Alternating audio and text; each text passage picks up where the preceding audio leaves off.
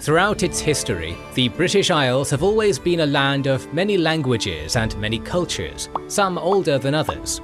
With a presence in the Isles that extends far into the mists of prehistory, the Celtic Britons predate the mounted Norman knights of Duke William, the Saxon feuds of Alfred the Great heathen army of Ivar the Boneless, and the legions of Emperor Claudius.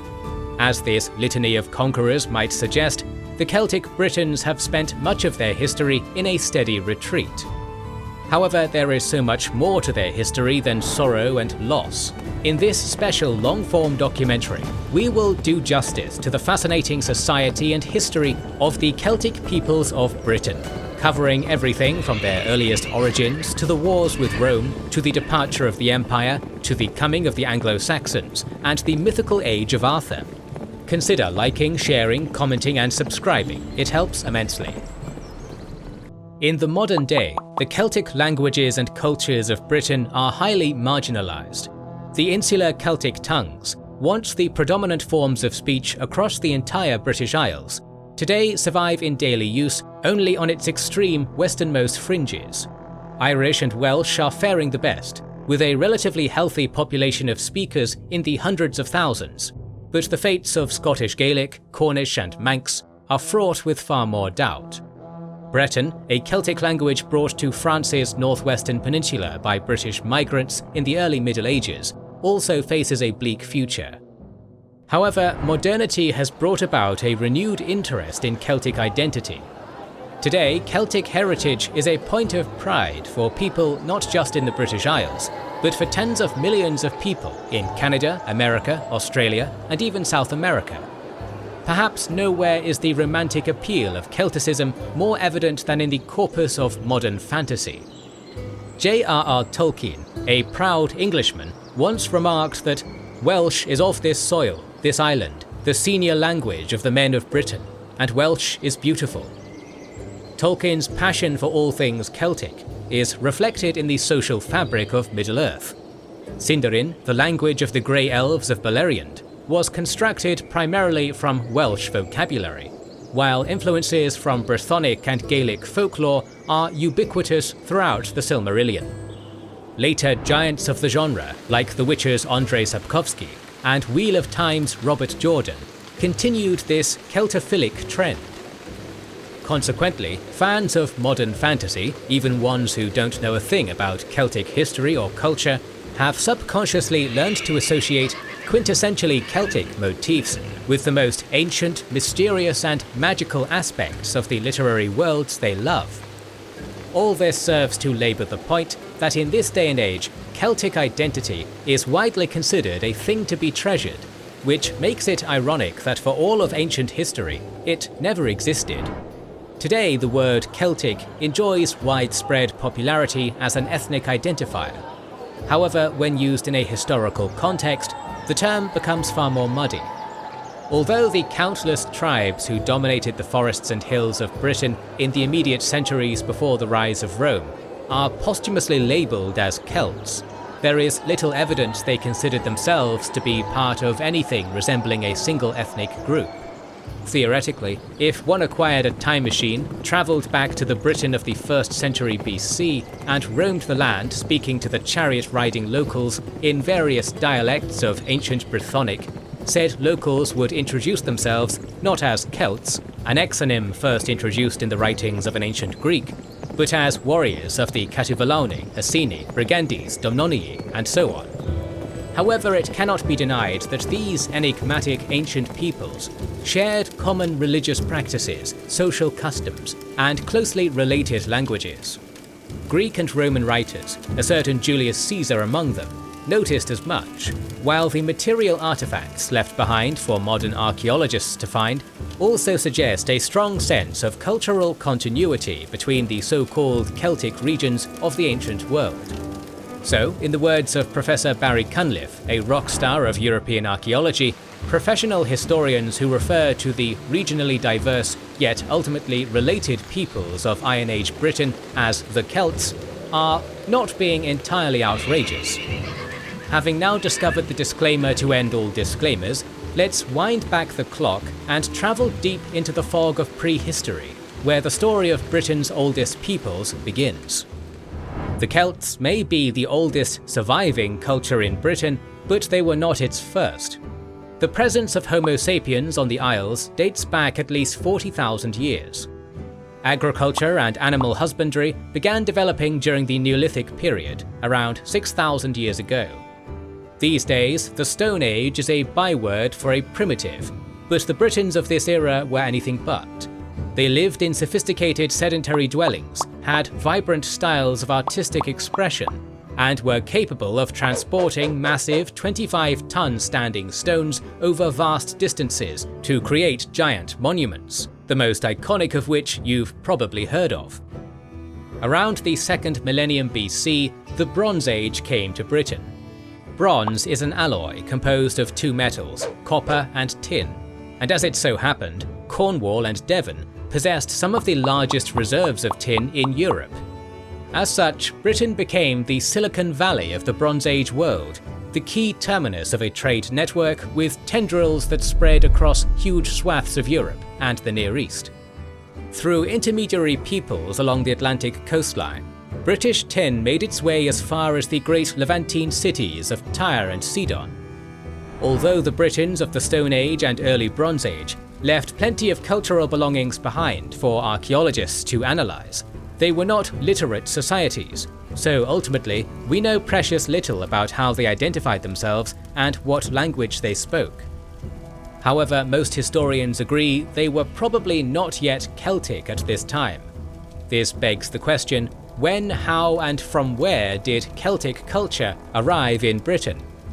The traditional narrative on the origin of the Celts is the Hallstatt theory, which postulates that Celtic culture originated in the 1st millennium BC in the heart of Central Europe, from where it spread on the backs of ceremonial horse-drawn wagons throughout the continent, eventually reaching Britain. However, in some circles, the Hallstatt theory has recently fallen out of fashion, in favour of a newer theory labelled the Atlantic Celts. This hypothesis argues that the origins of the Celtic language and culture lie not in Central Europe, but along the continent's west coast. Let us set the scene. It was around 1200 BC, and the Mediterranean world was on fire. Marauding sea peoples, whoever the heck they were devastating the coastlines of Egypt, Mycenaean Greece, and the Hittite Empire, bringing those civilizations to their knees, and collapsing the once sophisticated trade networks which connected them. Meanwhile, in the west, things were comparatively hunky-dory. Much as it had been in the early Bronze Age, the Atlantic littoral during this time was a maritime highway upon which trade thrived. Between the pyrite deposits of western Iberia, the gold and copper mines of Brittany and Ireland, and the tin deposits of Cornwall, there was plenty of wealth to go around for those communities that faced the endless sapphire horizon. Between the 13th and 7th centuries BC, artifacts along the Atlantic coastline start becoming more homogeneous. From Iberia to Ireland, the presence in the archaeological record of nearly identical-looking carp's tongue swords, concentric patterned round shields, ritual war wagons, and large cooking cauldrons suggests the emergence of a culturally uniform social caste of warrior elites whose way of life revolved around martial prowess and ritual feasting. Moreover, the fact that these artifacts are often found in the context of religious offerings thrown into lakes, rivers, and bogs indicates the emergence of a shared belief system involving the appeasement of the chthonic gods of the earth.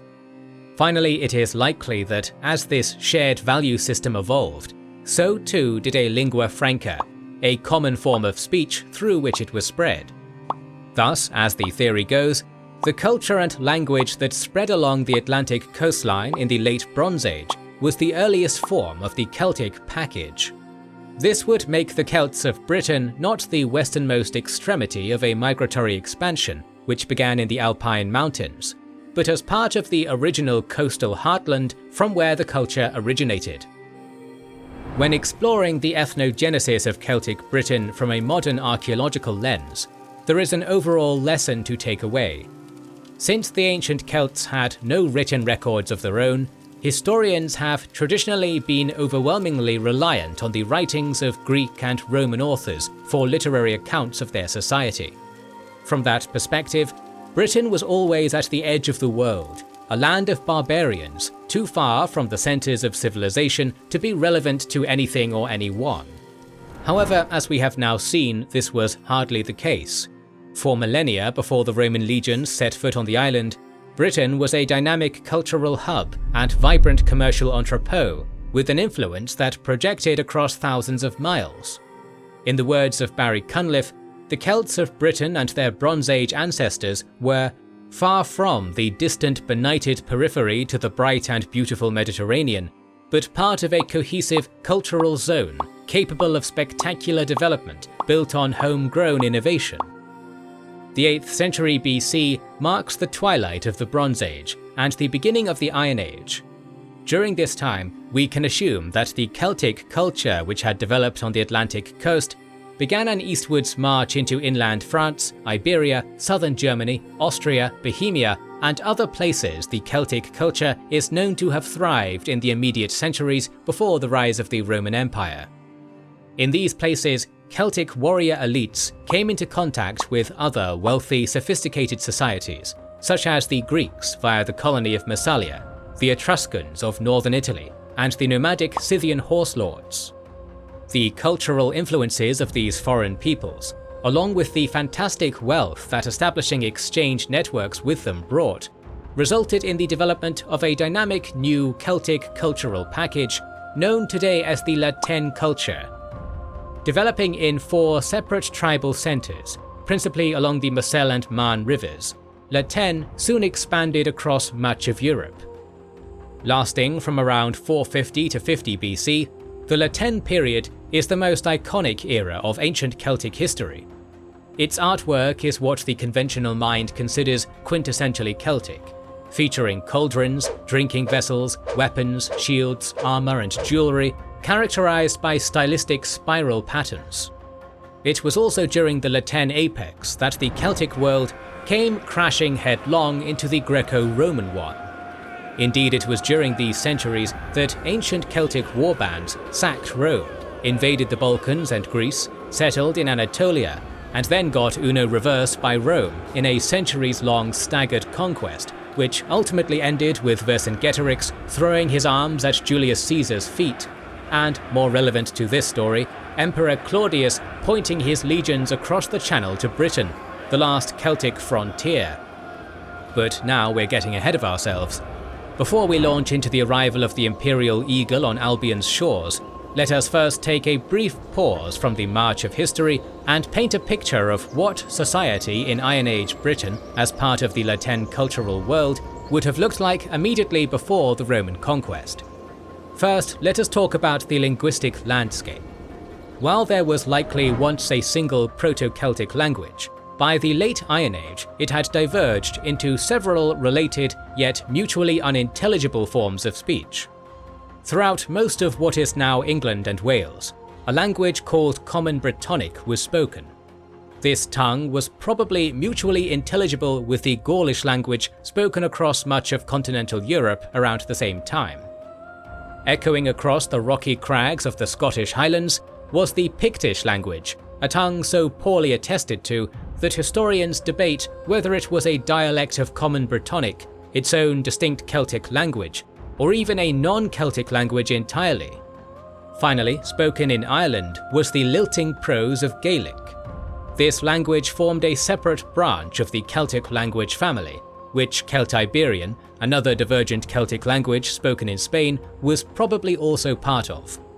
The linguistic diversity of Iron Age Britain is still reflected in the Celtic languages of today, which are split into 2 branches: the descendants of Common Brittonic, Welsh, Cornish and Breton, and the descendants of Old Gaelic, Irish, Manx and Scottish Gaelic. Society in Iron Age Britain was highly decentralized and divided up into a patchwork of tribal territories. Generally speaking, the landscape was dominated by elevated hill forts, where a local chieftain and his cadre of warrior elites kept a watchful eye over the handful of surrounding farming communities. Indeed, while the ancient Celts are often, somewhat rightfully, portrayed as an extremely bellicose people, it should be noted that after accounting for a chieftain, his warrior aristocracy, and a small caste of specialized crafts and artisans, 90% of Celtic society consisted of unglamorous yet economically crucial subsistence farmers. After all, everyone, mighty warlords included, needed to eat. Still, Celtic Britain society was no doubt a warlike one, with social prestige directly linked to feats of strength and victories won in combat. As such, fighting between communities, while probably mostly small in scale, was routine and ritualized. Warfare among the Iron Age Britons was probably not conducted all that differently from how their Gaulish brothers on the continent went about it. All in all, facing these warbands across the battlefield was a horrifying experience. Both Roman and Greek records report on the terrifying nature of the Celts, claiming that before any engagement, they would roar and brag, performing ritualistic war dances, while bellowing a deafening din out of their boar-headed war trumpets. All this may seem juvenile to the modern observer, but if one puts themselves in the shoes of a superstitious plebeian fresh off an ancient olive farm or the slums of Rome, one can appreciate the nigh supernatural terror that a mob of screaming, dancing, horn-blaring muscle men must have had. One thing that set British warriors apart from their Gallic kinsmen during this era was their mastery of the war chariot. A sleek two-wheeled horse-drawn vehicle, the chariot had become a mainstay throughout the Celtic world during the early La Tène period, replacing the cumbersome four-wheeled ritual wagons which had served as symbols of power since the Bronze Age. However, by the time the continental Celts were duking it out with the Greco-Roman world, the chariot had fallen out of use as a battlefield unit in favour of mounted cavalry. Yet in Britain it persisted as an instrument of war, and would later confound the likes of Julius Caesar, whose legions had never encountered such vehicles until their foray into the Foggy Isle. Another aspect of Celtic Britain society that puzzled the strictly patriarchal Romans was the apparent normalization of women wielding positions of political or military power. Exactly how much political capital and social equality women had in both ancient Britain and the rest of the Celtic world is still a matter of debate among modern historians. However, the Roman writer Tacitus, in his book Agricola, remarked that the Britons make no distinction of gender among their leaders. However, it should be noted that Tacitus made that remark to contextualize the story of a certain specific warrior queen, whose story will absolutely be covered later in this documentary. Greek and Roman writings and sculptures have given us a romanticized image of the average Celt as a towering, red-maned noble savage, sporting a manly moustache while painted head to toe in terrifying war paint. In reality, the average ancient Briton would not have been much taller than the average Roman or Greek. While fashion differed from region to region, Iron Age Celts tended to dress conservatively in their day-to-day life. Men generally wore long-sleeved tunics and baggy trousers woven from flax and wool. Women tended to wear long dresses, while both sexes were often draped in cloaks, decorated with colourful plaid patterns, rendered from natural dyes of copper, berries, plants, and stale urine. Personal grooming was highly important to the Celts. For example, both sexes were said to meticulously and painfully pluck all their body hairs. Additionally, there is some truth to the stereotypical depiction of the thick warrior's moustache, depicted often in both Celtic and Greco-Roman iconography. It was likely a common fashion among Celtic men, and was believed to be a sign of manhood and virility. Celtic warriors were also said to have washed their hair in a mixture of slaked lime and water, which stiffened it into stiff white spikes. Jewelry was a common accessory among the upper classes. The brooch, a fastener for a cloak, was a remarkably enduring characteristic of Celtic fashion for centuries. Bracelets and arm rings were common, fashioned in the ornate swirling style characteristic of La Tène art. Celtic jewelry often had cultural or spiritual significance. The torque, a weight metal neck ring, was perhaps the most important ornament. Beyond its value as a symbol of status and rank, it bore a deep religious importance, said to bestow the protection of the gods to whoever wore it. The Celts of Britain shared much of their physical characteristics with their Gaulish cousins on the continental mainland, but one thing unique to the islands was the practice of ritual tattoos. According to Roman accounts, the ancient Britons rendered a bluish dye from the Asatis tinctoria flower called woad, which, when applied to their flesh, was said to provide magic protection in battle.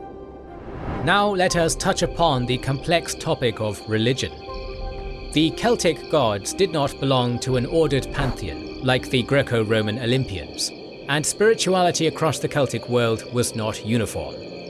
Today we know of over 400 Celtic deities, most of which were the patron of a single tribe or a local god associated with a certain area. However, there were also gods who were prominent across the Celtic world. These would include the thunder-wielding Taranis, Mapinos, the god of youth, Belinus, the sun god, Cernunnos, the horned one, Epona, the horse goddess, and Tutatis, the warlike pan-tribal protector. Ancient Celtic religion was a highly ritualized, deeply sophisticated belief system, which in many cases was facilitated by a class of professional priests. It is here we come to perhaps the most iconically enigmatic aspect of Celtic society, the Druids. Today, the Druids conjure up a popular image of mysterious, long-bearded elders in white robes harvesting mistletoe in ancient woodlands. However, far from being simple forest sages, Druids wielded massive political influence, often serving as peacemakers and diplomats on behalf of their chieftains, mediating legal matters, serving as healers, and heading education in their tribe. Training in order to become a Druid involved an intense 20-year regimen in which a decadent had to memorize a massive array of oral histories, religious lore, medicinal knowledge, astronomy, and of course, religious rituals and divination practices. Much of our knowledge about Druidic practices can be attributed to the writings of the man, the myth, the legend himself, Julius Caesar. According to him, the Druids hosted a pan-tribal meeting each year in the forests of the Canites, a sacred ground in northern France, where major political or religious issues were settled between tribes. However, the center of Druidic studies, the Harvard of the Druidic world, so to speak, was located in Britain. Indeed, the sacred Isle of Anglesey, located in what is now northern Wales, would later be the stage of the violent climax of Rome's relations with the Druidic order. One of the key duties of a Druid was to officiate sacrifices to the gods, sacrifices which often were of a human nature. Human sacrifice is a common taboo associated with ancient Celtic religion, and is often described by Roman writers as a core part of Celtic practice. According to the Roman author Lucan, different gods called for different forms of ritual slaughter. Tutatis' victims were drowned in a vat of water, while Taranis called for men to be beheaded or burned alive in giant effigies of straw. Human sacrifices often involved divination rites. The Greek historian Diodorus attested to a practice in which a victim was butchered so that his entrails could be read to interpret the will of the gods. It should be noted, however, that the Druids never wrote anything down, and kept much of their knowledge a closely guarded secret, restricted to members of their order. We will never have their own accounts of their religious rites, while the Roman authors who wrote about these practices had a vested interest in making their Celtic enemies look savage and barbarous. It would be revisionist to deny the existence of human sacrifice entirely, but we should also keep in mind the limited perspective that modern scholars have offered on the subject. Speaking of the Romans, their influence was felt on Britain long before a single legionary had ever planted his caligae on the beaches of Dover.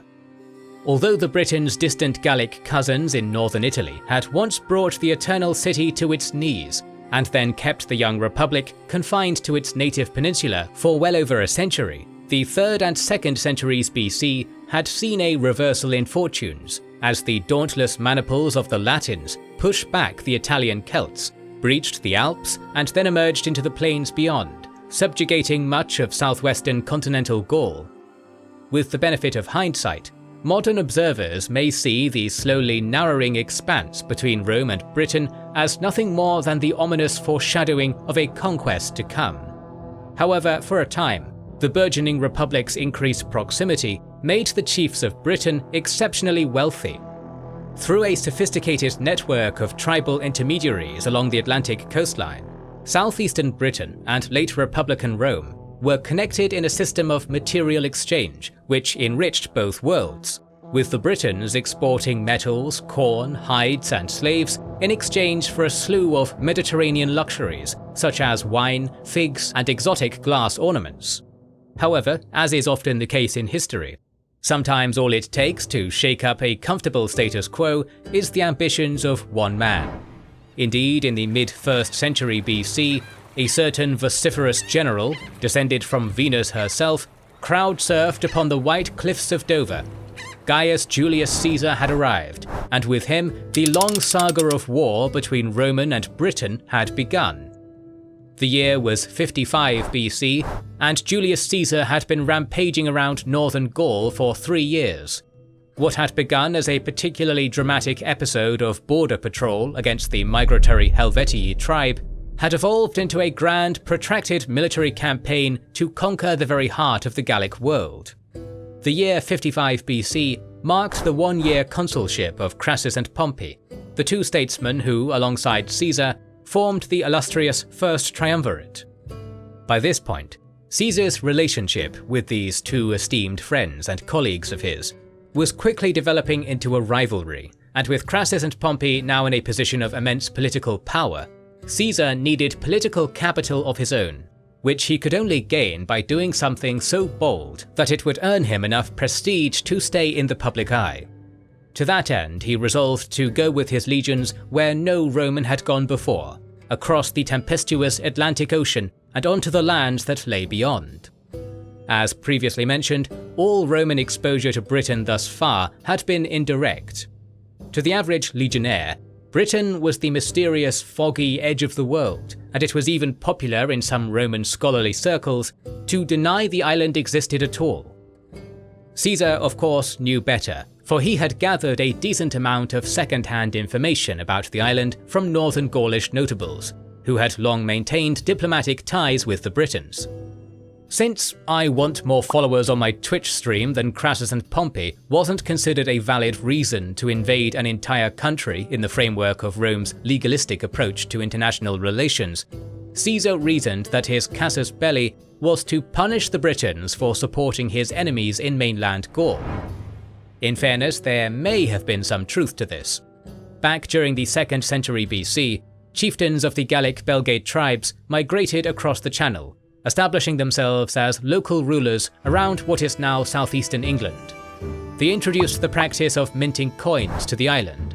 These coins weren't used as a form of standardized currency per se, but rather as special political tokens, which, when exchanged between two chieftains, tied them together in obligations of friendship and mutual aid. This indicates that cross-strait alliances between tribes of Britain and Gaul were commonplace. In fact, according to Caesar, shortly before his time, a Belgic king, Diviciacus of the Suessiones, commanded the fealty of tribes on both sides of the Channel. After a brief detour across the Rhine River to massacre some Germans, Caesar prepared to make the journey across the wine-dark expanse. He questioned some Gallic sea merchants, who regularly did business across the Channel for intel about Britain, its people, customs, military tactics, and good harbours to make landfall. But the merchants were tight-lipped, not wanting to give up valuable information which could hurt their bottom line. Ahead of his invasion, Caesar also sent Commius, one of his client kings among the mainland Belgae, across the Channel, hoping his prestigious Belgic lineage would aid him in convincing some of the British chieftains to swear fealty to Rome. At midnight on August 23rd, Julius Caesar set forth from Portius Itius at the head of 2 legions, the 7th and 10th, alongside a contingent of 500 cavalry. Immediately there were problems. Summer weather conditions across the English Channel were fickle and hazardous. Due to contrary winds, 18 of Caesar's transport ships, which just happened to be the ones ferrying his cavalry, were blown back to the mainland. Nevertheless, by 9 AM the next morning, the remainder of the Roman fleet had spotted the horizon, and what a sight it was! A massive sheer cliff of pure white, rising straight from the ocean as if the sword of a god had cleaved down upon the coast. The White Cliffs of Dover are one of Britain's most iconic natural landmarks, but they make for an absolutely horrible place to disembark an invading army. Worse still, the Romans had been expected, for as their ships approached, they spotted a line of painted warriors staring down at them from the clifftop, howling and roaring, ready for battle. Rather than linger where the enemy could indefinitely lob missiles down at them from a sheltered high ground, Caesar ordered his fleet to sail northeastwards until the cliffs began to drop away. Eventually, the Romans came upon what modern archaeologists believe to be Pegwell Bay on Thanet Peninsula, where they once again encountered the British warband awaiting them on the sands, having been stalking their ships down the coast the entire time. This was a highly mobile force, comprised in large part of cavalrymen, and more notably charioteers, a unit that Caesar's troops would have been unfamiliar with. The invaders resolved to disembark and confront their foes, but even here it was a daunting task. Filled to the brim with armoured men, the transport ships were too low in the water to sail close to the shore, meaning that the legionnaires would have to disembark in deep water in heavy armour, hampering their mobility and perilously exposing them to missile fire. No man dared to make the plunge, until, according to Caesar's account, the standard-bearer of the 10th Legion roared, "Leap, fellow soldiers, unless you wish to betray your eagle to the enemy. I, for my part, will perform my duty to the Republic and to my general." Properly chastised, the Romans began leaping overboard. The battle had begun. As the legionnaires approached the shore, they were battered upon by a withering hail of missile fire, likely consisting of slings, arrows, and javelins in equal measure. However, the soldiers of the Republic pushed through this deadly downpour, and upon reaching shallow water, managed to form an orderly battle line. When they reached the beach, a wall of fearless, howling warriors crashed into this line, but the legionnaires held, Latin discipline measuring up to Celtic ferocity. Caesar calmly watched on from aboard a ship. Whenever he spotted a section of the line about to break, he deployed small platoons of shipboard reserves onto little rowboats, which ferried themselves onto the beach to shore up the crack. As British cavalrymen and charioteers attempted to outflank their enemy, they were pelted by catapultae, mounted artillery aboard the Roman vessels. Eventually a signal was given, and the Britons withdrew. Composed mostly of mobile mounted units, the Britons were able to peel off and disappear into the woods easily, while the Romans, composed only of heavy infantry, were unable to pursue. Still, the Romans had successfully established a beachhead and quickly erected a fortified camp. Night fell without further incident, and in the morning, ambassadors arrived from some of the local tribes. These dignitaries came in peace and brought with them a familiar face, Commius, Caesar's Gaulish client king. Apparently, Commius's attempts to sway the Britons into accepting Roman overlordship had not impressed them, for they had immediately arrested the Belgic ruler. But now those same Britons had apparently changed their tune. They claimed they had no affiliation with the angry rabble who had formed yesterday's welcoming committee, and offered Caesar valuable hostages to ensure their compliance. Caesar had only been in Britain for 2 days, but in that time he had made a show of strength in the beach engagement and compelled at least some local notables to pay homage to him. So far so good. However, the proconsul's fortunes immediately did a 180 in the following days.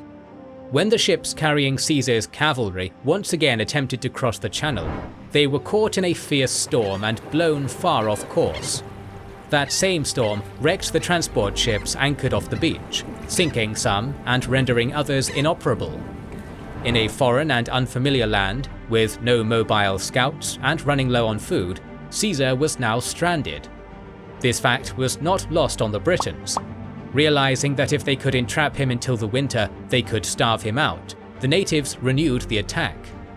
Caesar immediately set up routine foraging parties to gather both food and lumber to repair his ships. But his noose was tightening.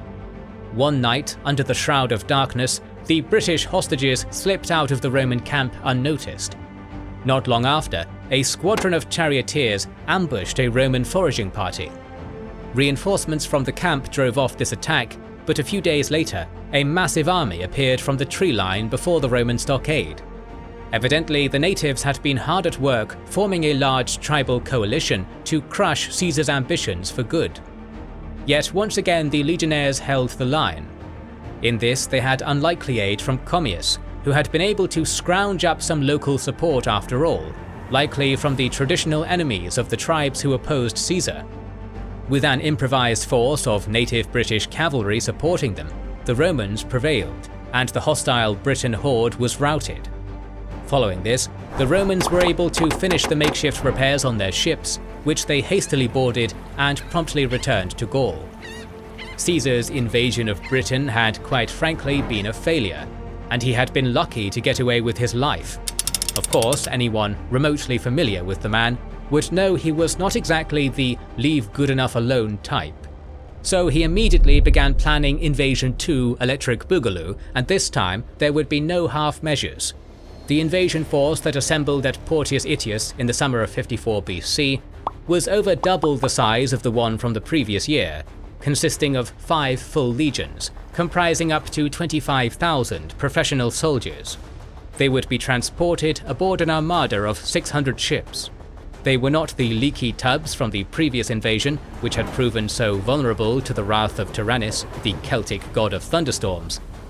Instead, these new vessels had taken inspiration from the ships of the seagoing Gallic Veneti tribe, making them far more suitable for enduring the capricious channel winds. Accompanying him was a force of Gallic cavalry, led by various local chieftains from northern Gaul. By bringing these Gallic kings along with him on the campaign, he reduced the risk of rebellion on the continent while he was away on the island, and also sent a simple message to the Britons: "I have compelled your kinsmen across the sea to do as I command, and by Jupiter I will do the same to you." The fleet cast off on the night of July the 6th, with Caesar leaving behind his subordinate Labienus at Portius Itius to manage a cross-channel supply chain, so that unlike last time, the Roman expedition in Britain could be regularly re-provisioned. The fleet came within sight of misty Albion the following morning. They landed likely where they had the previous year, at Peguel Bay. This time there was no native horde on the sands to greet them. Upon landfall, Caesar immediately established a fortified beachhead, then took the lion's share of his forces and marched inland to find the enemy's position. At a crossing along the river Stour, the legionaries discovered a large British force. A battle ensued in which the Romans gained the upper hand, prompting the Britons to zip off on their speedy chariots. This time Caesar had the cavalry to pursue, but the sun was falling and the terrain was unfamiliar, so he decided to play it safe and make camp. The next morning, the proconsul received word that yet another storm had wreaked serious damage to his ships. The damage was not nearly as bad as it had been last year, but nevertheless Caesar was forced to return to the beach and prioritize repairing his boats. Meanwhile, many tribes of Britain had put aside their differences and united around their mightiest warlord, a man named Cassivellaunus. Far more than just some barbarian brute, Cassivellaunus possessed a strategic mind that rivaled Caesar's own. Realizing his lightly armored Celtic warriors could not defeat the Romans' heavy infantry in a pitched battle, he pinned his hopes upon the 4,000 chariots under his command.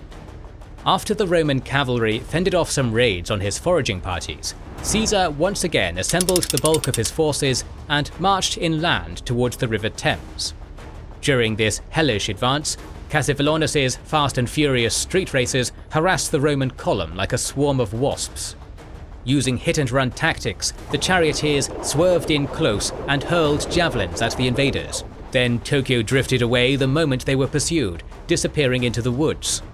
The Roman cavalry did their best to swat away these attacks, but pursuing them was perilous. At one point, a contingent of Roman riders was lured deep into the forest and ambushed on all sides. However, just like last time, Caesar received a bit of Deus Ex Machina in the form of local support. Not every tribe in southeastern Britain was super down with Cassivellaunus being in charge. The Trinovantes were particularly unhappy. Recently, Cassivellaunus had killed their king and forced his son, Mandubracius, into exile. Sometime before the invasion of Britain, Mandubracius had fled to Gaul, where he had become a ward of Caesar. Now the Trinovantes approached the proconsul, offering him submission if their prince was returned to them. Caesar happily complied, and soon after, 5 other tribes with grievances against Cassivellaunus, the Cenimagni, Sigontiaci, Ancalites, Bibroci and Cassi, also came forth and supplicated themselves.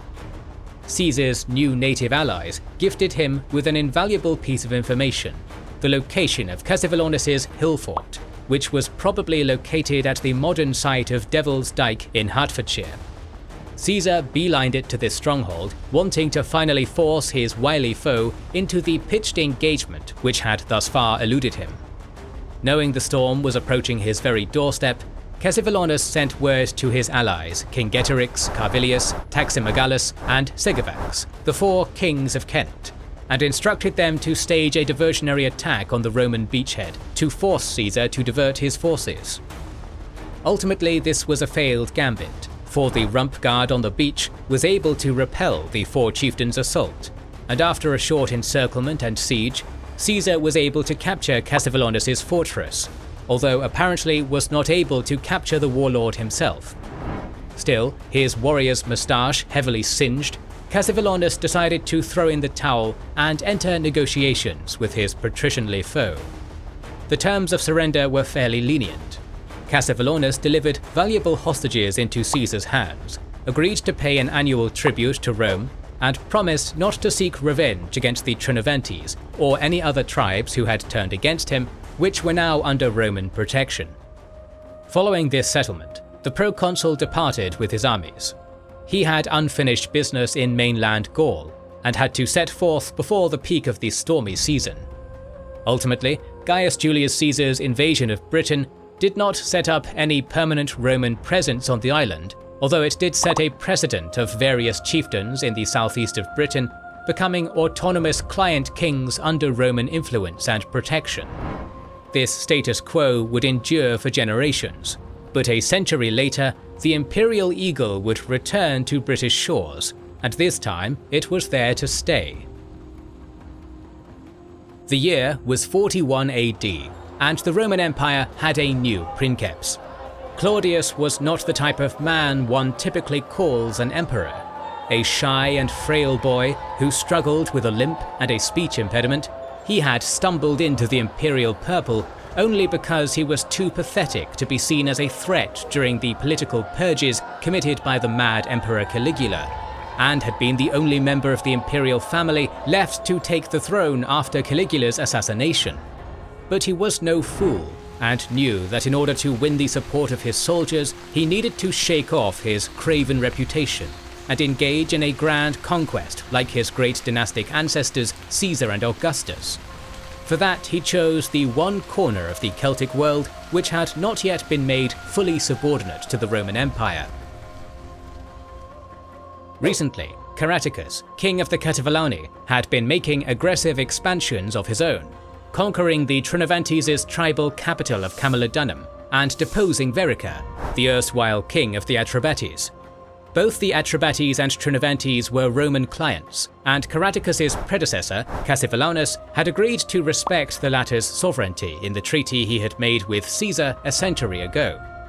Because of this, Claudius was hand-gifted a valid casus belli for his invasion of Britain, with his expedition framed as a mission to protect Rome's allies and punish Caraticus for violating the treaty signed by his forebear. In the year 43 AD, 98 years since Julius Caesar forayed into Britain for the first time, Roman troops began assembling in Gessoriacum in preparation to cross the Channel. To lead this invasion, Claudius appointed Aulus Plautius, a distinguished senator and capable general. The force that gathered consisted of Legio 14 Gemina, Legio 20 Valeria, Legio 9 Hispana, commanded by one Gnaeus Hesidius Geta, and Legio 2 Augusta, which was notable for being commanded by Vespasian, the future emperor of Rome. In addition to the regular legionaries, auxiliaries from the Empire's conquered peoples were called upon. These were drawn principally from the Germanic Batavi tribe and the native tribes of Gaul, who were levied by their imperial masters to participate in the subjugation of their British cousins. All told, the invasion force amounted to 45,000 light infantry, heavy infantry, and cavalry, with half of that number consisting of Roman citizens and the other half consisting of Gaulish and Batavian auxiliaries. By Claudius's time, Gaul had been thoroughly incorporated into the Roman Empire, but the Celtic tribes of Britain still held a mystic aura in Roman eyes. This was nothing new, of course. The Gauls of the continent had also once been seen as supernatural demons, only to be thoroughly demystified through centuries of contact and conquest. But to the Romans of the 1st century AD, Britain was a land wreathed in the fog of mystery, full of untamed, long-haired savages streaked with haunting blue tattoos that gave them the mien of vengeful spirits. Of course, southeastern Britain had been in the Roman sphere of influence ever since Caesar's hot girl summer in Kent a century earlier, but to the average plebeian legionary without higher education in contemporary geography and geopolitics, Britain was little more than a land of spirits and bogeymen. Thus, even before the invasion force set sail, Aulus Plautius was faced with a major mutiny on his hands. His men flatly refused to cross the ocean, which was considered to be the boundary of the proper world of mankind. According to the Roman historian Cassius Dio, this mutiny was nipped in the bud when Narcissus, an ex-slave in service of Emperor Claudius, mounted General Plautius's tribunal and began haranguing the soldiers for their cowardice.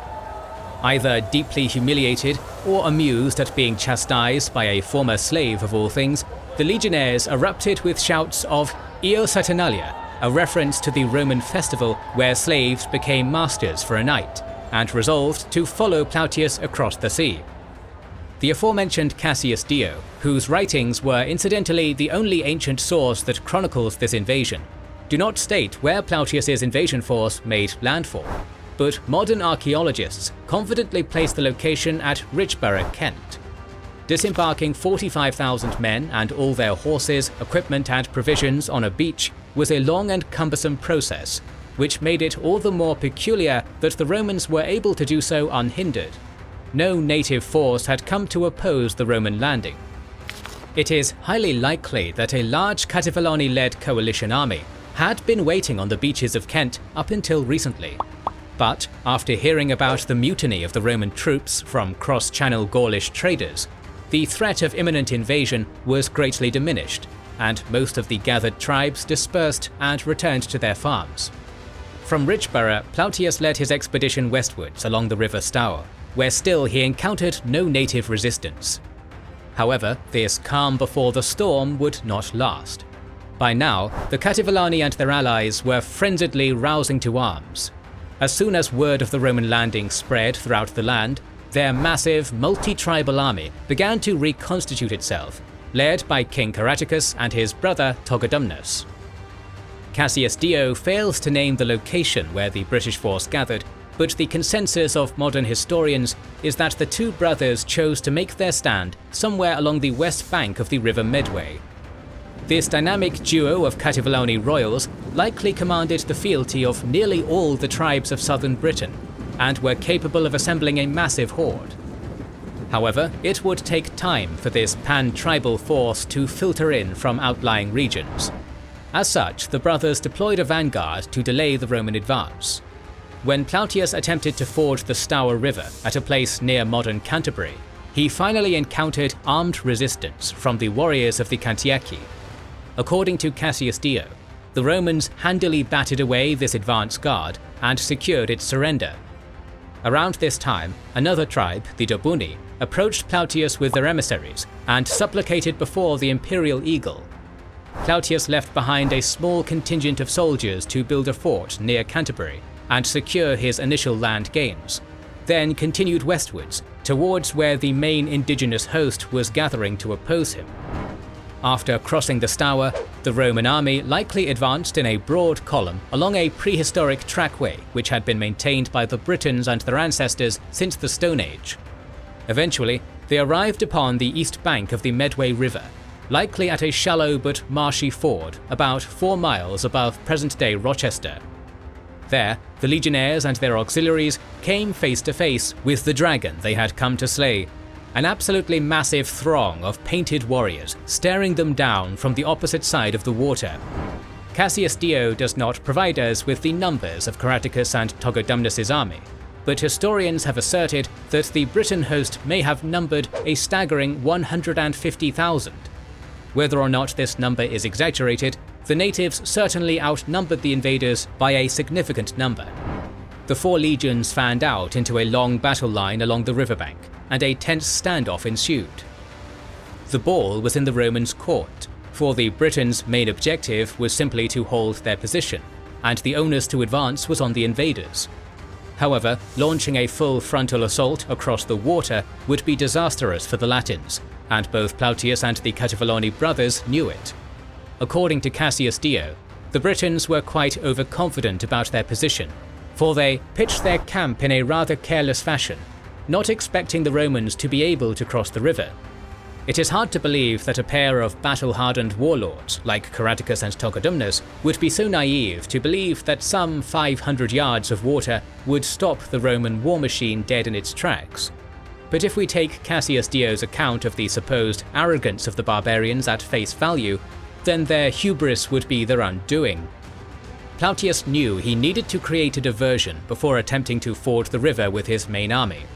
To that end, he set up a ruse, ordering the legions to look busy and move about purposefully to convince the enemy that full-scale preparations were being made for an immediate assault.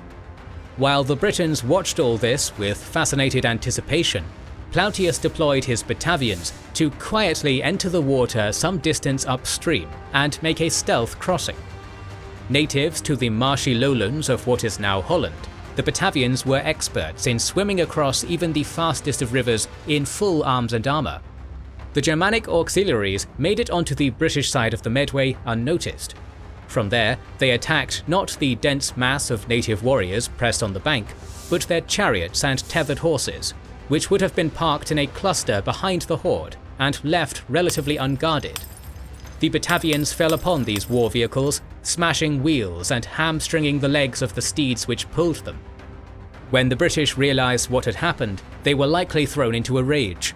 The horse and chariot were a Briton's symbol of status and martial pride, and to have them so savagely vandalised would have undoubtedly thrown many a warrior elite into an apoplectic fury. As the Batavians withdrew back across the water, and a chaos-engulfed native horde gravitated its attention towards their maimed steeds, Plautius had finally achieved the diversion he needed. The die cast, he commanded Vespasian to lead Legio II Augusta across the river. The 2nd Legion apparently managed to make it onto the opposite bank unnoticed. When the Britons realised that they had been outmaneuvered, they threw themselves against the advance force. However, Vespasian held the line, his 5,000-some legionaries withstanding the tsunami of Celtic ferocity that crashed against their scutums. The Romans had successfully established a bridgehead on the British side of the river, with the Britons forced to pull back and regroup. As night fell, Plautius ordered Legio IX Hispania under Hosadius Geta to make the crossing under the cover of darkness and reinforce Vespasian. The next day, fighting began anew. Far from being routed, the Britons fell upon the Romans with renewed viciousness. Without any regard for their own lives, wave after wave of half-naked Celtic screamers threw themselves upon the bristling shield wall of their steel-clad foes. Evidently, the Britons initially had the upper hand, and were able to create some perilous fissures within the Roman line. At one point, Cassius Dio notes that Legio IX was under serious threat of being swamped, with Hosadius Geta himself narrowly escaping capture. Evidently, it was Geta who turned the tide. Instilled with a valorous second wind, the legate of the 9th rallied his men and turned the tide, probably successfully executing an encircling movement, which ultimately put the British horde to flight. The Battle of Medway ended in a decisive victory for the Romans. Although Caratacus and Togodumnus had both escaped the battlefield, the army they had assembled had likely sustained massive casualties, and their prospects in fielding a force large enough to face Plautius's 4 legions head-on again were grim. the Romans were now effectively the masters of lowland southern Britain. After the battle, Caratacus and Togodumnus fell back to the Thames with what remained of their army, the Romans in hot pursuit. According to Cassius Dio, the Britons crossed the water at a point where the river discharged into the ocean and formed a lake at flood tide. The brother kings of the Cativaloni hoped to use this complex terrain to make another stand against the imperial advance, despite their diminished numbers. However, it seems that Plautius was able to either find a pre-existing bridge further upstream, or have his soldiers construct a pontoon. Crossing with his legions while his Batavian stalkers swam across the water on a different stretch of the river, the invaders engaged the enemy from several sides at once, cutting many of them down. This caused another British rout, but as the Romans pursued without due precaution, large groups of legionnaires got lost in the marshes where they were ambushed and cut down. During this battle, Togodumnus appears to have been killed. According to Cassius Dio, the Cativaloni king's death reinvigorated the fighting spirit of thoroughly battered Britons with a thirst for revenge. At this point, Caratacus had probably come to terms with the fact that he no longer had the manpower to face the Roman legions head-on. Bidding his anguished farewells to his kinsfolk in the eastern lowlands, who he was now forced to leave to the mercies of the imperial eagle, he and his followers retreated into the hilly highlands of western Britain, where they intended to launch a stubborn, persistent and brutal guerrilla war against the inevitable Roman advance. And yet that advance did not occur. For now, Plautius refrained from marching into the hills, choosing instead to consolidate what was already in his possession. Despite having taken little to no part in the actual conquest, Emperor Claudius was anxious to bask in its glories. Thus, with the southeastern portion of the island cleared of all resistance, Plautius sent for his Augustus. The imperial procession arrived in August with the emperor, his praetorian guard, and a contingent of war elephants. Shortly after his arrival, Claudius rode into the Cativaloni capital of Camalodunum, which had been abandoned by Caratacus during his westward retreat. There, dignitaries from many local tribes approached to offer their submission. For most Britons, it would have been an imposing sight indeed. The imperial overlord, cloaked in resplendent purple, mounted atop a massive grey monster in the capital where their defeated king once ruled. New times were upon them, and the land of Britain now had new masters. However, the Roman conquest of Britain had still only just begun, and it would take decades still for her legions to tame even the southern half of the island, let alone the wild, mountainous north. Par for the course in Celtic history, disunity hampered the British war effort. Some tribes with already Roman-leaning leaders, like the Iceni, submitted quickly and were allowed to retain limited independence as client kings under Roman rule. Even the resistance leader Caratacus himself was captured by Queen Cartimandua of the Brigantes, who handed him to the Romans in chains. However, resistance continued in the northwest, spearheaded by the Silures and Ordovices tribes, who used guerrilla hit-and-run tactics to stymie the imperial advance for over a decade. Still, the Roman war machine proved relentless, and by 60 AD, was encroaching upon the island of Innsmouth, one of the most important religious sites in Britain, and home to the island's Druidic order. Like their continental brothers, the Druids of Britain had been one of the primary driving forces of resistance against the empire. When a Roman army, led by Gaius Suetonius Paulinus, arrived on the Sacred Isle, he came face to face with a line of chanting wizards clad in occult robes, standing behind wild priestesses wreathed in black, waving torches and screaming curses in the eerie Brythonic tongue. The extremely superstitious legionnaires stood paralyzed in utter terror at the magic of the Druids, but Paulinus screamed courage into his men, and the Romans rallied, slaughtering all before them and burning every sacred grove on the island to the ground. The scouring of the holiest site in Britain was meant to crush the native spirit, and yet the resistance continued, its torch passed on to an iconic warrior queen who needs no introduction. During the initial Roman invasion, the Iceni, a Brittonic tribe based in the east of the island, allied with the Romans as a means to secure protection. They paid tribute to the empire, but were ruled by their own kings, who saw the way the wind was blowing. In 60 AD, the Iceni king Prasutagus died. In his will, the Roman Emperor Nero was made co-heir with the king's 2 daughters. Prasutagus did this in order to safeguard his kingdom and household, and to ease them into Roman rule, but his attempts to play nice with the new overlords would be for naught, and end up bringing nothing but woe unto his next of kin. After the Iceni king's death, Roman legions marched to seize the tribe's entire territory. According to Tacitus, Prasutagus's kingdom and household alike were plundered like prizes of war, and Iceni lands were earmarked for annexation into the Roman province. This was a quintessential example of the underlying harsh and oppressive conditions of the Roman occupation of Britain. We only have Roman accounts of the period, but even these are enough to reveal terrible misadministration, ranging from cruelly negligent to downright criminal. It is possible that the procurator of Britain would have been under constant pressure to improve his cash flow, and the temptation of Iceni riches was too much to pass up on. In addition, the forced levy of young adolescent warriors into the Roman legions as auxilia was almost universally detested. Whatever the reasoning, when the king's widow, Queen Boudicca, protested against this treatment, she was flogged and her daughters were abused by Roman soldiers. Furious at this humiliation and wishing to force the Romans off their lands, in the year 60 CE, Boudicca raised her people to war. In gathering an alliance to oppose the imperial occupiers, the Iceni were quickly joined by their southern neighbours, the Trinovantes. The British disaster, as Suetonius called it, had begun. The revolt occurred at a particularly bad time for the Romans, because the governor of Britannia at the time, Gaius Suetonius Paulinus, was away in northern Wales, culling an island of Druids, and could not quickly return. Before long, the Iceni and their allies were marching south to the Roman military colonia of Camulodunum, modern-day Colchester. This town served as one of the main symbols of Roman domination in Britain, and a constant sting to the pride of the Celtic warrior.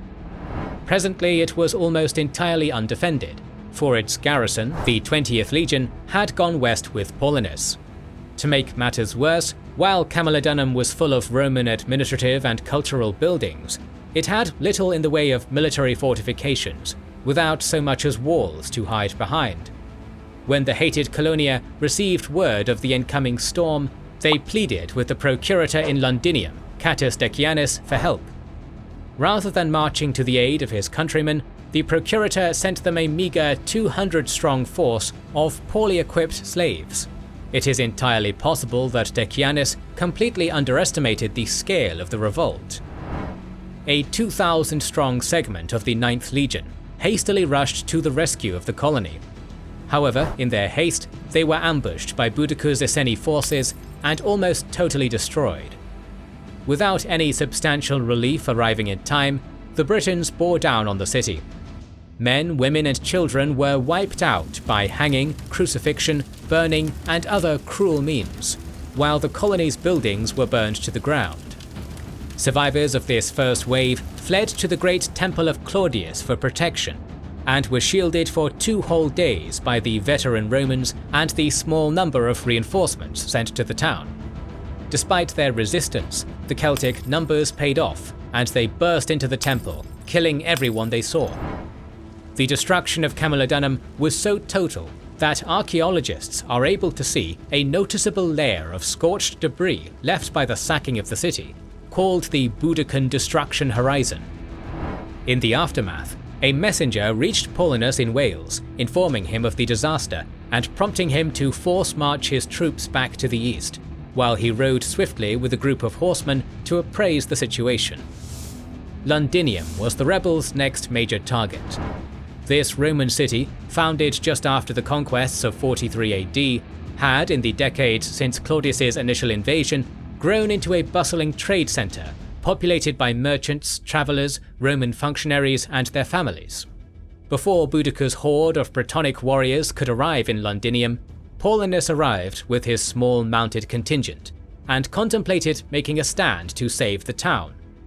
However, he quickly realized that without his legions, it was a foolish fight to get into. He instead decided to abandon Londinium to its fate in order to buy time for his armies to concentrate, and retreated northwest along the road which would become known as Watling Street. Soon after Paulinus's retreat, the same devastation which had scoured Camalodunum now hit Londinium. The death and destruction was absolute. After slaughtering the population of Londinium, Boudicca set off in the direction of Verulamium, moving north up Watling Street before doing what she had done to the two other larger cities. The lack of coins in the archaeological record, however, could imply that the inhabitants realized what was coming and managed to escape with much of their portable wealth, possibly following Paulinus north. Nevertheless, Verulamium also ended up a blackened wasteland. Meanwhile, Paulinus had united with the forces he could muster and picked a spot for the coming decisive battle about halfway up Watling Street, attempting to draw Boudicca as far west as possible to allow time for the legionaries to rest. The field on which the climactic battle would be fought was a spot surrounded by wooden slopes with a narrow entrance and protected in the rear by a primitive forest dense with undergrowth. In the traditional Roman tactic of using terrain to his advantage, Paulinus knew that in this position, the Romans could not easily be assailed from the flanks or rear. Where exactly in Middle England the battle took place is still a matter of debate, and many locations have been put forward, including the town of Mansita, but it could have been any number of places. Wherever the eventual conflict took place, Paulinus had around 11,000 soldiers at his disposal, consisting of roughly 7,000 highly disciplined legionary heavy infantry, drawn from Legio XIV Gemina and a Vexillatio, or a temporarily detached segment of Legio XX. The 4,000 additional troops were 6 cohorts of auxiliar infantry and 2 alli of cavalry, including the consistently fearsome Batavians from the Rhine region. Paulinus had attempted to reinforce his numbers by calling Legio II Augusta from the south, but its commander ignored the request. Forming up in front of their defensive position was, according to Cassius Dio, a horde of 230,000 Celtic screamers. These numbers are highly questionable, but even if we divide the supposed Celtic horde by 5, the Romans were still outnumbered about 5 to 1. The majority of the rebel infantry was armed in the traditional manner of the Latin Celtic warrior, girded with a combination of long slashing swords, shields, and short thrusting spears. As for armor, it was very rare, and Celtic warriors probably went into the fray dressed only in a pair of loose woolen trousers. They instead relied on their fearsome physique and individual skill in fighting to gain victory. Celtic aristocrats and military elites also formed a small force of open-fronted, lightning-fast and nimble chariots. As the rebel force approached Paulinus's ragtag, half-strength contingent, he arrayed his forces along a narrow defile, with his legionnaires serving as the core strength of his army in the centre, 3 auxiliar cohorts on each of their flanks, and an alley of cavalry on each wing, anchored by the forests. The dense forest cover at the sides and behind also meant that retreat would be impossible if the Romans were defeated. It was to be an all-or-nothing battle. As the opposing forces readied themselves for the fray, both commanders attempted to motivate their men.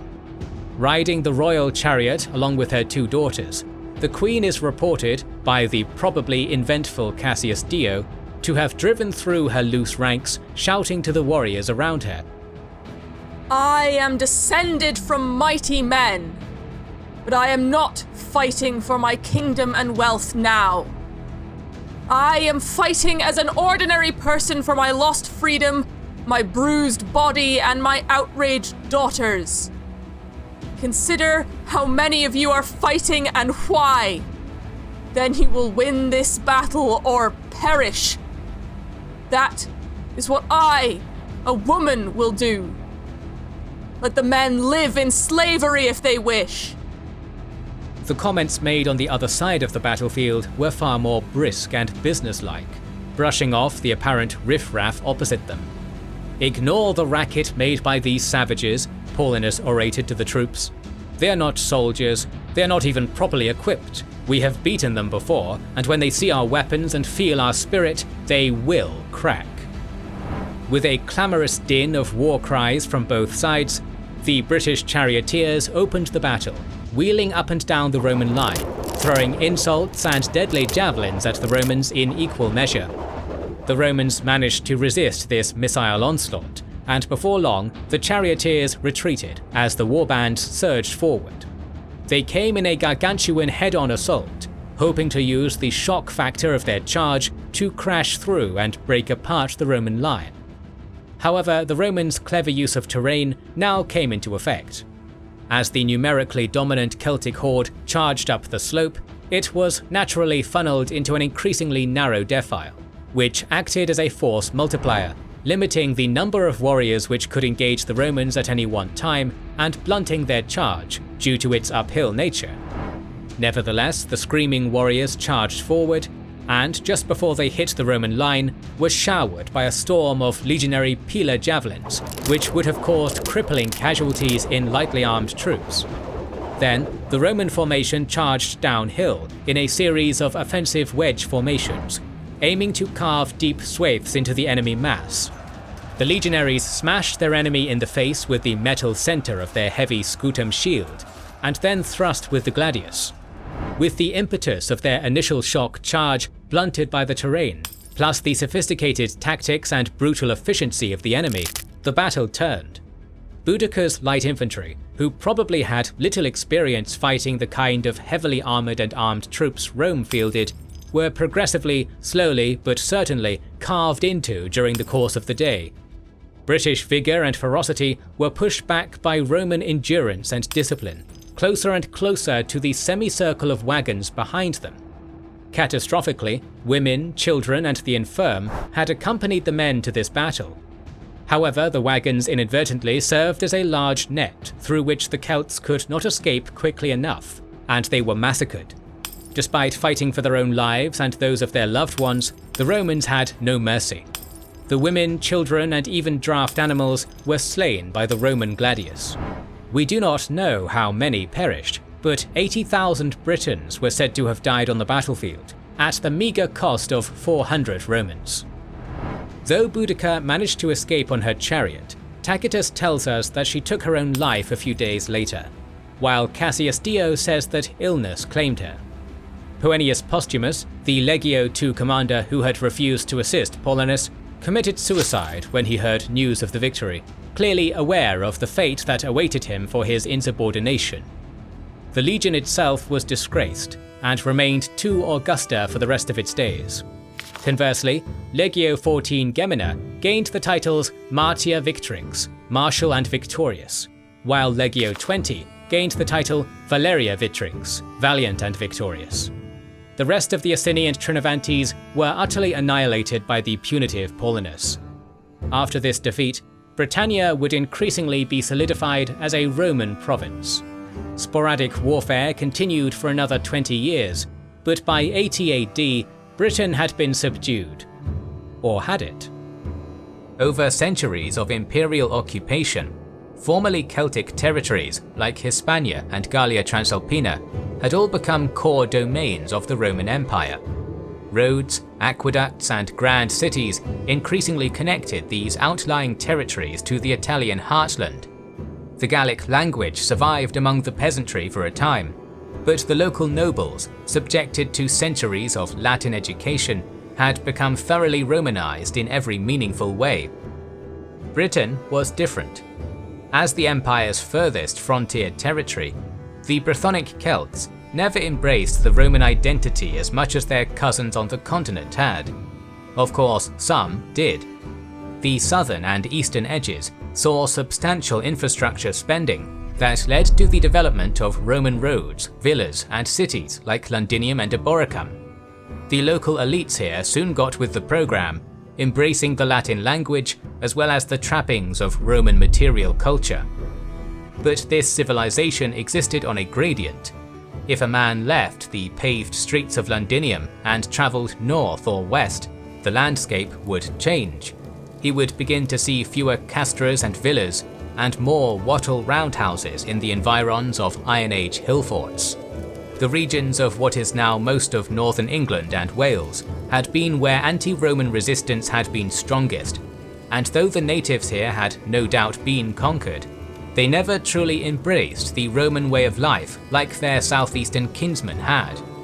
It was here that classical Celtic staples like Latin artwork and the tribal lifestyle survived. For nearly the entirety of imperial rule, these regions had to be kept under strict military occupation. But for all their independent spirit, these were not the last free Celts. If one headed further north, they would find themselves standing before a massive whitewashed wall that stretched from horizon to horizon. A massive structure which, at least in Roman eyes, marked the border where civilization ended and untamed savagery began. Since the Iron Age, the northern half of the island of Britain, corresponding to modern Scotland and the northern extremity of modern England, had been home to many tribes. Perhaps the most powerful of these were the Caledoni, who lived in the highlands of modern Scotland. Their name was a Proto-Celtic portmanteau meaning those with hard feet, probably a reference to the rugged territory they inhabited. In later centuries, the Romans called them Picti, Latin for painted ones. In these wild northern hills, amidst torrential rivers and rolling plains on the edge of the world, lay the final frontier of Celtic independence. The roots of Rome's first campaigns into the northern half of Britain are in 69 AD. After a year of civil war, one man had eliminated all of his rivals and claimed sole dominion of the imperial purple.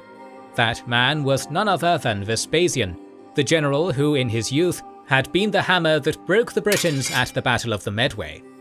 Vespasian's days of campaigning on the edge of the world were over, but his ambitions to fully tame perfidious Albion were not.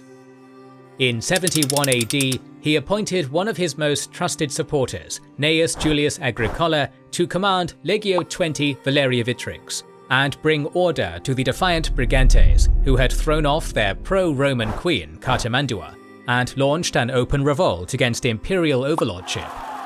Evidently, Agricola was successful, because 6 years later, in 77 AD, Vespasian made him the governor of the entire province, and equipped him with 4 legions to govern it. At this time, Britannia was one of the most heavily garrisoned parts of the Roman Empire, and for good reason. At 37 years old, Agricola inherited a province which was barely tamed. Boudicca's rebellion was still in recent living memory, and even now there were sparks of insurrection in Wales and northwestern England, which had yet to be put out. Agricola's goals for his tenure as governor were simple: enforce Romanitas upon the conquered tribes of Britain, and expand the frontiers of the empire to the hitherto unconquered tribes of the unexplored northern half of the island. Before we launch into Governor Agricola's epic face-off against the Howling Scots, we must first be responsible historians and discuss the primary source which chronicles his invasion. Almost everything we know about Agricola's campaigns against the Caledonians comes from a biography fittingly known as the Agricola, written by the Roman historian Tacitus, who happened to be Agricola's son-in-law. So not only are we dealing with our usual issue of viewing ancient Celtic history through an exclusively Roman lens, but we are also contending with the fact that our main primary source was written by a man with a nepotistic interest in glorifying his main character. As such, many modern historians are very critical of Tacitus. However, it's not really in our wheelhouse to put a 2,000-year-old proto-ethnographer on trial, so we will simply depict his interpretation of events as is. When Agricola was a little boy, his mother always told him, "Son, no Scotland for you until you finish your Wales." Taking that wisdom to heart, he spent the campaigning season of 78 AD grinding down the stubbornly defiant Boudicca's. Making use of the mobile and amphibious Batavian auxiliaries, who had previously played a critical role in the initial conquest of Britain, Agricola crushed the Boudicca's in battle. Continuing where Gaius Suetonius Kentucky Fried Druid Paulinus had left off 2 decades earlier, he proceeded to fully subjugate the sacred Isle of Anglesey.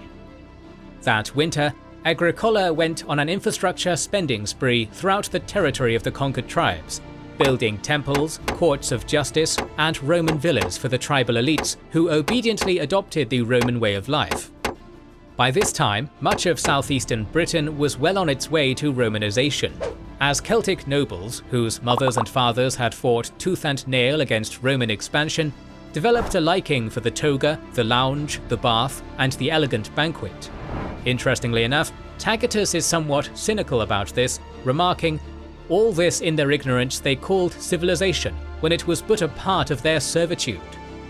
Despite having a clear admiration of his father-in-law's military victories, Tacitus was critical of the more hedonistic, luxury-loving elements of Roman society and conveyed a begrudging respect for what he saw as the untamed barbarian, whose life, in his imagination, was brutal yet more honest than the Roman one.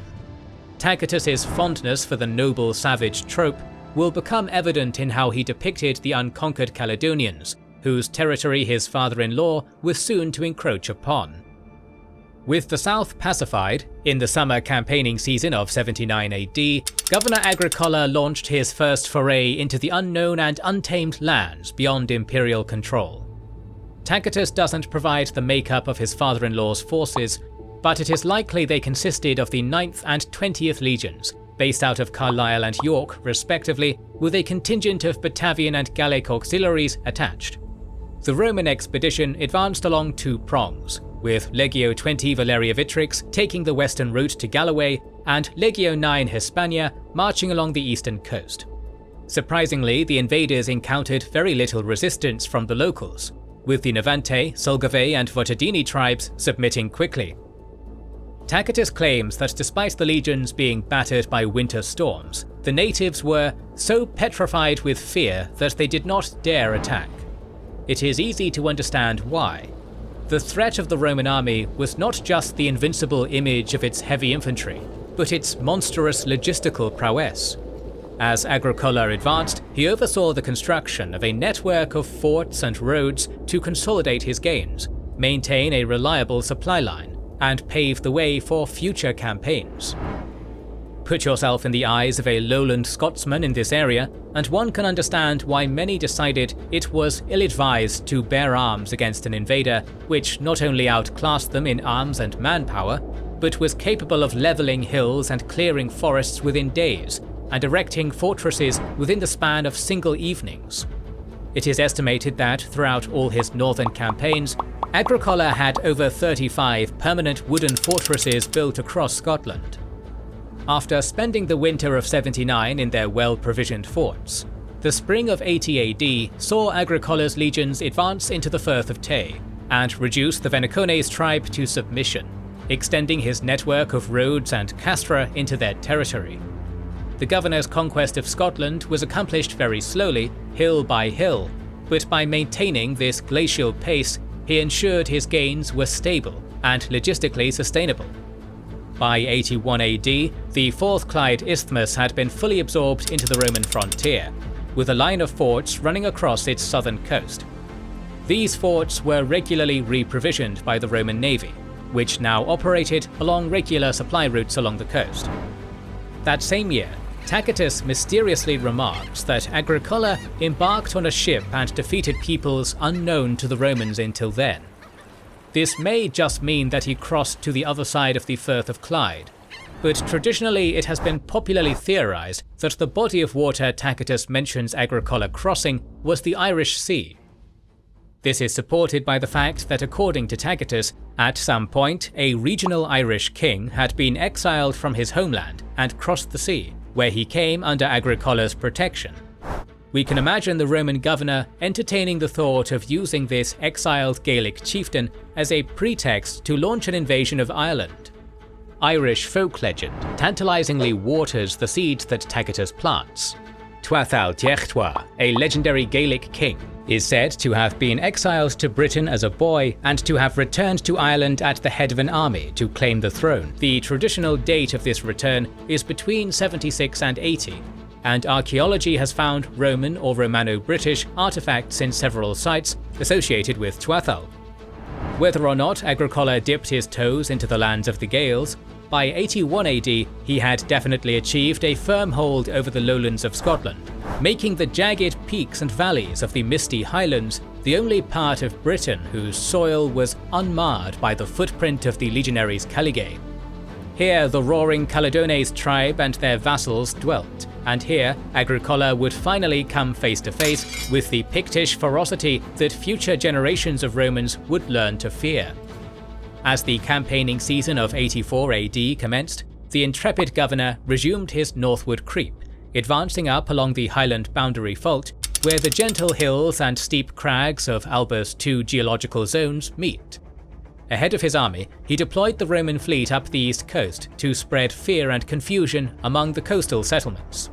Yet, unlike their lowland cousins, the woad-streaked Caledonians were uncowed by the advance of the indomitable imperial war machine. Under their leadership, a large confederation began to form, consisting of nearly all the tribes of the Highlands, as well as contingents of lowland warriors who were not content to bow down before Agricola as their chieftains had. Deep in the mountains, a massive army gathered to oppose the Roman advance. This army was led by a man named Calgacus, who Tacitus describes as a peerless warrior king, most distinguished in birth and valour among all the Scottish chieftains. Calgacus, whose name means swordsman, is Tacitus's ideal noble savage, a man who would die to preserve a brutalistic but free life, rather than accept servitude amidst the creature comforts of Latin civilization. The climactic clash between Calgacus and Agricola occurred on a hill named Mons Graupius. Modern historians don't know where this hill was located, other than that it could have been anywhere north of the River Tay. Wherever it was there that Calgacus led his massive host, and there he intended to make his stand against the Romans. Agricola's army happened to be encamped nearby, but when the location of the Caledonian army was revealed to Agricola, he double-timed it over, bivouacking his army at the base of the slopes. A stare-down ensued, with the Romans at the bottom of the hill and the Scots at the top. Evidently, Calgacus was quite the charismatic orator, for before the battle commenced, Tacitus attributes to him a stirring speech. "To us who dwell upon the uttermost confines of the earth and of freedom, this remote sanctuary of Britain's glory has up to this time been a defence. Now, however, the furthest limits of Britain are thrown open, but there are no tribes beyond us, nothing indeed but waves and rocks, and yet the more terrible Romans, from whose oppression escape is vainly sought by obedience and submission. Robbers of the world, having by their universal plunder exhausted the land, they rifle the deep. If the enemy be rich, they are rapacious. If he be poor, they lust for dominion. Neither the east nor the west has been able to satisfy them. Alone among men they covet with equal eagerness poverty and riches. To robbery, slaughter, plunder, they give the lying name of empire. They make a solitude and call it peace." Not to be outdone, Agricola turned to face the men who had followed him to the very ends of the earth and delivered a rousing address of his own. "Often on the march, when morasses, mountains and rivers were wearing out your strength, did I hear our bravest men exclaim, 'When shall we have the enemy before us? When shall we fight?' He is now here, driven from his lair, and your wishes and your valour have free scope, and everything favours the conqueror, everything is adverse to the vanquished. Better is an honourable death than a life of shame, and it would be no inglorious death to perish on the extreme confines of earth and of nature." With courageous cheers on both sides, Roman and Scotsmen alike began forming battle lines. The Caledonian Confederacy likely numbered around 30,000 strong. Calgacus organised his massed infantry into two lines, one on the lower slopes of the hill and one in reserve at the peak. On the flat plain at the base of the hill between the two armies, he positioned his charioteers, who ran their paces back and forth along the battle line, hurling their insults and fearless braggadocio toward their enemies. With an army of perhaps 12,000 men total, Agricola was deeply outnumbered. His forces consisted of 3 proper legions, 10 wings of auxiliary cavalry, and 8 cohorts of auxiliary light infantry, who were made up of non-citizens from the Germanic Batavi and Gaulish Tungri tribes. Agricola kept the legions and 4 wings of cavalry in reserve, with their backs to the makeshift camp where they had spent the previous night. On the front line, he positioned his Germanic and Gallic auxiliaries, with his remaining cavalry units supporting them on the flanks. The battle began with both sides hurling their javelins and throwing spears at one another. The Caledones stood indomitable against this withering hail, deflecting the oncoming missiles with their short shields or ducking away. After this opening salvo, Agricola ordered his auxiliaries to advance. The Batavian and Gallic infantry moved forth to engage the Scots, while the governor's frontline cavalry thundered ahead, tying up the opposition's charioteers. The main battle lines clashed with the clamorous din of iron on steel. Although neither side lacked in bravery or ferocity, Tacitus claims it was a discrepancy in equipment which was the deciding factor. In this tightly packed contest, with men pushed up against one another like sardines, the short stabbing swords used by the Batavians and Gauls were far more effective than the long slashing swords used by the Caledones. Slowly, the Roman auxiliaries began gaining ground on their Scottish foes, pushing them up the hill. Soon, the frontline auxiliary cavalry, having chased off the charioteers, joined in the struggle.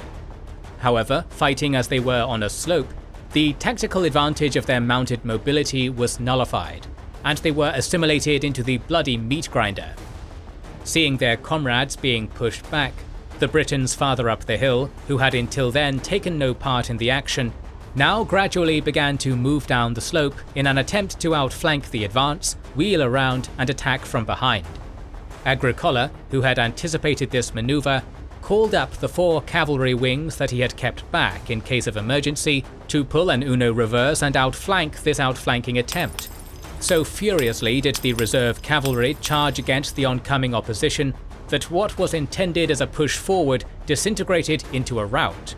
Fully encircled, the Caledones' lines broke. Carnage was the order of the day, as Mount Graupius was dyed red with the Highlander blood.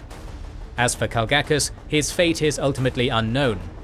Funnily enough, Agricola had achieved his military magnum opus without losing a single Roman citizen.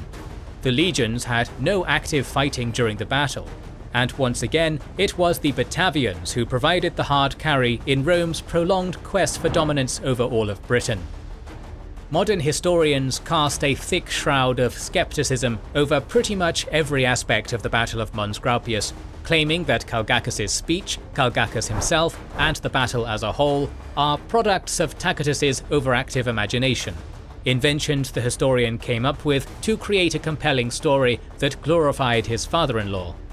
Still, if events did transpire as Tacitus claims they did, then after Mons Graupius, the Roman Empire could truly claim to be the sole master of all of Britain, from its very southern tip to its most northern extremity. However, this mastery would prove to be incredibly fleeting. By 85 AD, Vespasian was dead and Domitian was now cloaked in the imperial purple. The new emperor's relationship with Agricola was noticeably chillier than his predecessor. Tacitus claims that Domitian, whose campaigning in Germany had yielded minor, modest victories at best, was jealous of Agricola's grand military triumphs. This is a little hard to take at face value, since, as previously mentioned, Tacitus is hardly unbiased. Still, for whatever reason, a year after his triumph at Mons Graupius, Gnaeus Julius Agricola was recalled from Britain and never again held a civil or military post. Pretty much immediately after his departure, all his land gains dissolved away like so many grains of sand. Over on the Danube frontier, Rome was engaged in a long and taxing war against Decebalus, the king of Dacia, while also dealing with the emergent threat of the Germanic Marcomanni, Queci and Suebi confederations. To address the dire need for additional manpower on that front, Legio II Adriutix was recalled from Britain back to the continent. With one of its 4 legions gone, a total of 25% of its occupying manpower, the Roman authorities in Britain no longer had the ability to hold on to their gains in the north. By the end of the 1st century AD, all the forts built during Agricola's tenure had been abandoned and destroyed. Over the next few decades, the Caledones and their client tribes increasingly became a persistent thorn in the side of the Romano-British regime, as fierce warbands regularly roved south into occupied territory, plundering the countryside, seizing imported Mediterranean treasures and valuable captives, and dragging them back to their inaccessible highland hill forts. Agricola may have singed their moustaches at Mons Graupius, but by no means had the tribes of the north been tamed. In fact, they had become a force that regularly imperiled Roman security, yet was too remote for the overstretched empire to fully subdue. In 122, Emperor Hadrian, a man whose geopolitical philosophy for the empire revolved around limes or boundaries, brought the situation in the north of Britain to its logical conclusion. A conclusion that even today can be observed by modern hikers exploring the trails of Cumbria and Northumberland. 135 kilometers long and extending from coast to coast, historians have long debated the true reasons behind the monumental feat of engineering that was the construction of Hadrian's Wall. Perhaps its sole purpose was to stymie Pictish raids into Roman territory.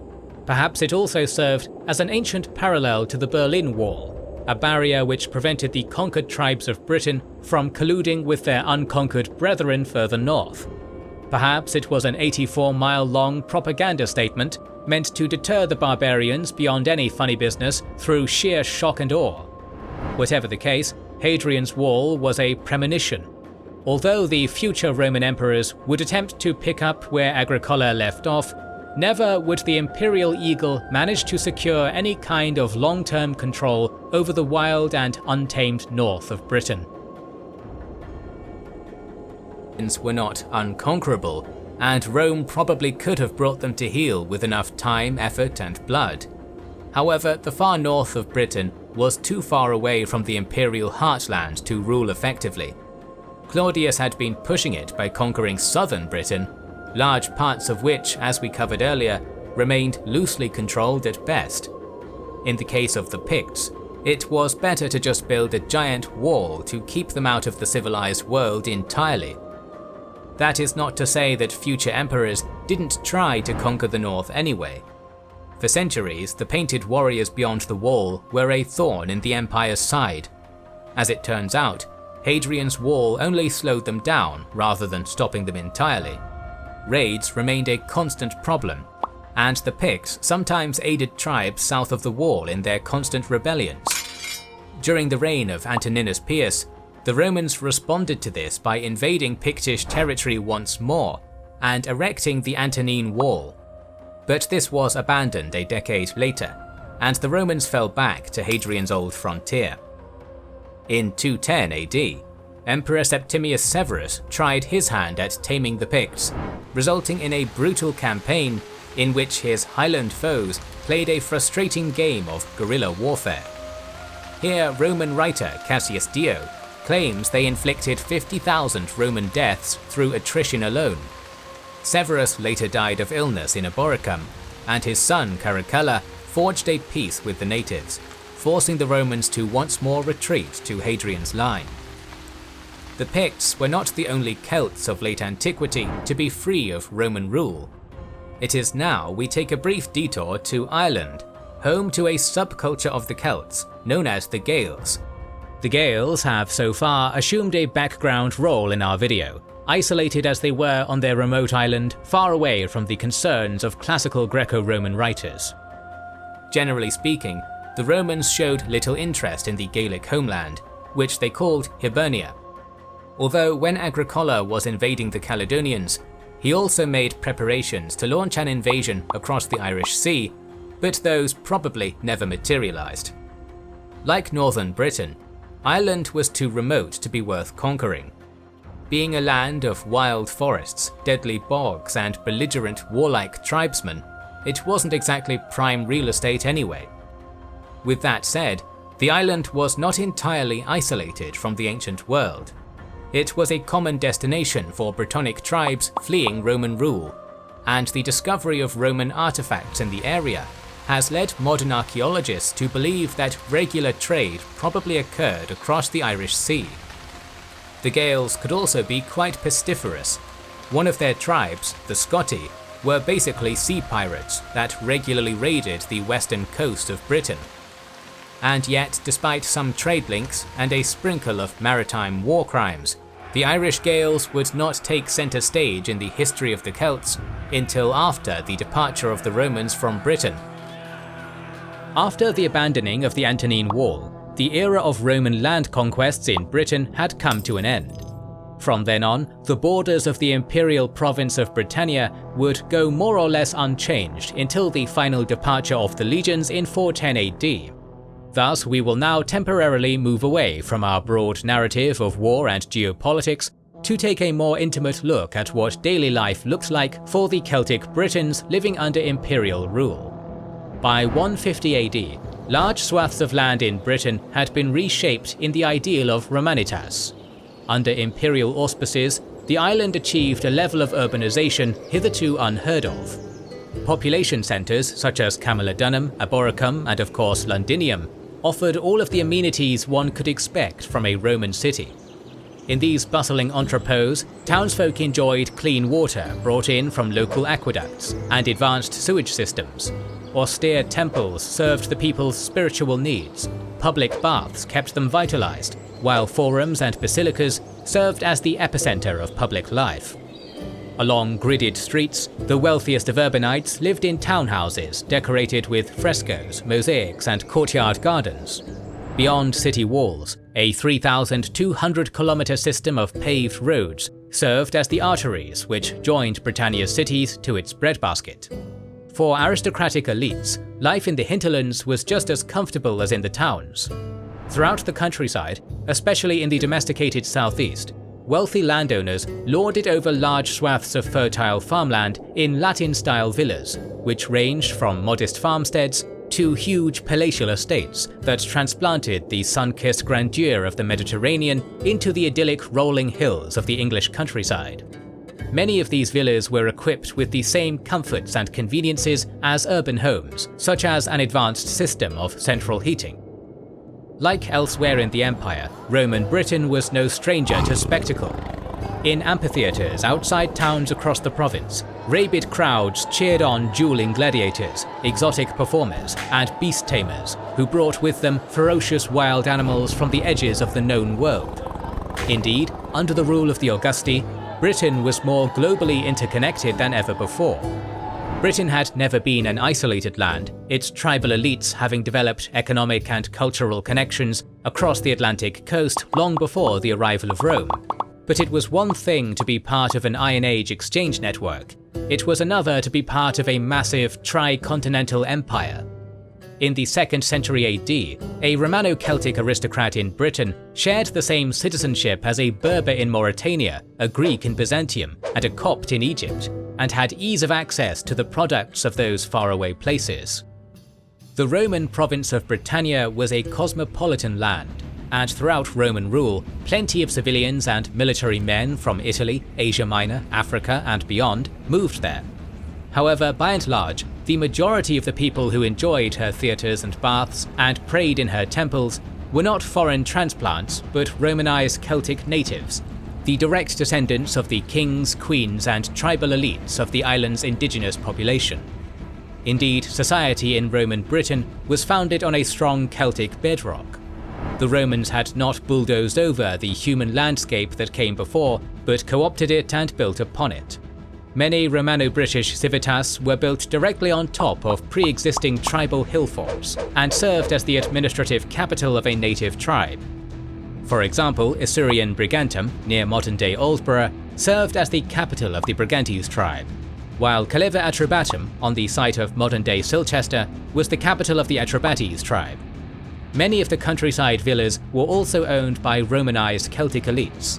In fact, Fishborough Palace, the largest and most opulent Roman villa thus far discovered in England, is widely believed to have been originally built for Togidubnus, a king of the British Regni tribe who served as one of Rome's native client rulers. Celtic religion, too, endured the coming of the Latin overlord. The Romans hated the Druidic order and violently suppressed it due to its practice of human sacrifice and the political influence it wielded. Other than that, the Romans were pretty tolerant of foreign cults. Throughout imperial rule, many local British deities took on new Romanized forms, and were equated to similar gods in the Olympian pantheon. The most famous example of this is Julius, a Celtic life-giving mother goddess worshipped at a sacred thermal spring in Somerset. The Romans equated her with their goddess of wisdom, Minerva, resulting in the Romano-Britons worshipping the hybrid goddess Julius Minerva, a deity with both Celtic and Latin aspects. The Roman bathhouse built over her sacred springs doubled as a temple for her worship. It is often said that language is the soul of a culture, and if so, then the soul of the Celtic Britons remained alive and well during Roman rule. Of course, Latin achieved a foothold on the island, as it did everywhere else in the empire, but it was adopted only by people who could afford a formal education, and thus did not spread beyond the cities and the social elites. Even then, Romano-British aristocrats were probably bilingual, reserving Latin for use in legal matters, government and business, while speaking Brittonic within intimate family circles. In the countryside, Brittonic remained the only language of the peasantry, for whom Roman rule had little to no cultural impact. Indeed, before the conquest, 90% of Celts had been subsistence farmers. Afterwards, this figure did not change. Under Roman rule, peasants lived in the same tribal villages as their ancestors, speaking the same Celtic languages and cultivating the same crops. To the Iceni cooper or the Brigantian shepherd, it must have made little difference whether they paid a portion of their labours to a torque-wearing chieftain in a hill fort or to a toga-wearing governor in a villa. This was particularly true of the island's relatively untamed western hill country, which was like a time capsule of an era gone by. Here, life continued much the same as it had been before the Roman conquest. People continued to live almost exactly the same way their Iron Age ancestors had, their Celtic religion, language, artwork and oral tradition remaining more or less unchanged from the time before the legions had marched into their lands. The 2nd century AD was the halcyon days of Roman rule in Britain, but over the next 200 years, as the empire came under increasing strain from threats both internal and external, its ability to maintain stable control over its northernmost island province became more and more tenuous. At its maximum territorial extent, the Roman Empire was so big that any further land conquests would put intense strain on the state apparatus. As the empire shifted its geopolitical policy from outward expansion to inward-looking defense, it became increasingly mired with threats, both internal and external. In 235 AD, Emperor Severus Alexander was assassinated, and for the next 50 years, a period known as the Crisis of the 3rd Century, anarchy reigned. The empire collapsed into endemic civil wars as multiple would-be usurpers contended for power, all while plague reaped a bloody harvest throughout the provinces. Germanic tribes from across the Rhine and the Danube migrated en masse into imperial territory, and Rome's most dangerous rival, Sassanid Persia, pounced hungrily upon her enfeebled arch-nemesis like a lioness upon a wounded antelope. In the 260s, internecine turmoil reached its peak, and the empire broke apart, with 2 breakaway states forming: the Palmyrene Empire in the east and the Gallic Empire in the west, of which Britannia was a core territory. Thus, for a brief period, Britain fell out of Rome's control and into the command of a rogue emperor acting in defiance of the central regime. This did not last long. By 274 AD, the Herculean Emperor Aurelian, restorer of the world, defied the odds and glued everything back together. Thereafter, Britannia was embraced back into the bosom of Mother Rome. However, in 286 AD, the province was severed from the Italian heartland again when a Roman naval commander, Carausius, revolted, seized Britain, and declared himself emperor of the island. This too was short-lived. By 296 AD, Constantinus, the Caesar of the West, had lassoed Britannia back into the imperial fold. Both of these British breakaway states enjoyed only a fleeting existence, but were nevertheless symptoms of an overstrained empire whose hold over Albion was becoming increasingly insecure. Throughout these tumultuous decades, opportunists on the outside looking in took advantage of the uncertain political and military situation, with raiders roving into the province with increasing frequency. From the north, painted Picts and their tribal confederates skirted around a barely garrisoned Hadrian's Wall with ease. From the west came the sea-born Gaelic pirates of the Irish Scotii tribe. From the east, a new threat emerged, a diverse coalition of tribal Germanic peoples from the North Sea coast, who history remembers as the Saxons, a familiar name for anyone even vaguely familiar with the history of early medieval England. For now, though, they were simple fair-weather pirates. In an attempt to mitigate the threat of Saxon corsairs, a chain of fortresses was built along Britannia's eastern coast, headed by a Roman military officer known as the Commis Littoris Saxonici per Britanniam, or Count of the Saxon Shore. Why this line of castles was called the Saxon Shore seems fairly obvious, given who they were built to defend against. However, as likely as it was that these structures were built to fight Saxons, it is very likely that they were manned by Saxons too. By the 4th century AD, the imperial military had been increasingly reliant on foederati, mercenaries recruited from friendly Germanic tribes on the empire's peripheries. The Saxons were not a politically monolithic or even a monocultural people, so it is very likely that while some West Germanic warbands roved the British coastline as vandals and looters, others manned its coastal fortresses as defenders under the imperial payroll. Either way, over the next 2 centuries, Britain became increasingly known to regional Saxon warlords as a place an ambitious man could adventure to seek his fortune, either as a raider or as a paid mercenary. Despite foreign invasions, barbarian migrations, financial woes, and constant civil war putting an immense strain on its military power, the imperial court remained determined to ensure the security of Britannia, which remained one of its more economically productive provinces. In 305, Constantius, now senior emperor of the western provinces, returned to the island he had restored to imperial rule 10 years earlier to campaign against the Picts, whose raids into Romano-British territory were growing increasingly destructive. Constantius scored a crushing victory over the ferocious Celtic woad warriors. However, during the campaign, the Augustus grew suddenly ill and died in York the following summer. Immediately after Constantius's death, the legions in York declared his son, Constantine, as their emperor. Arguably the most capable and successful emperor of late antiquity, Constantine's reign began where his father's ended, on Britannia's foggy shores. Picking up where Pops left off, the young Caesar drove the Picts back beyond the wall, and the Saxon pirates back across the sea. The reign of Constantine, aptly dubbed the Great, represented a renaissance in Roman authority over Britain, and a return to peace and prosperity for the Romano-British citizenry.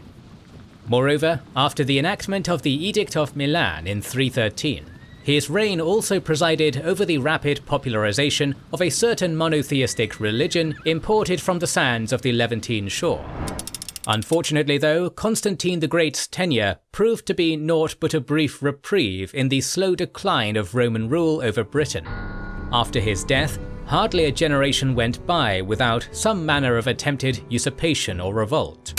As civil war became the de facto method by which imperial succession was determined, Britain became a launch pad for various would-be emperors, who would take the military garrisons on the island to wage war against their political rivals in the imperial heartland, leaving the province vulnerable to barbarian raids.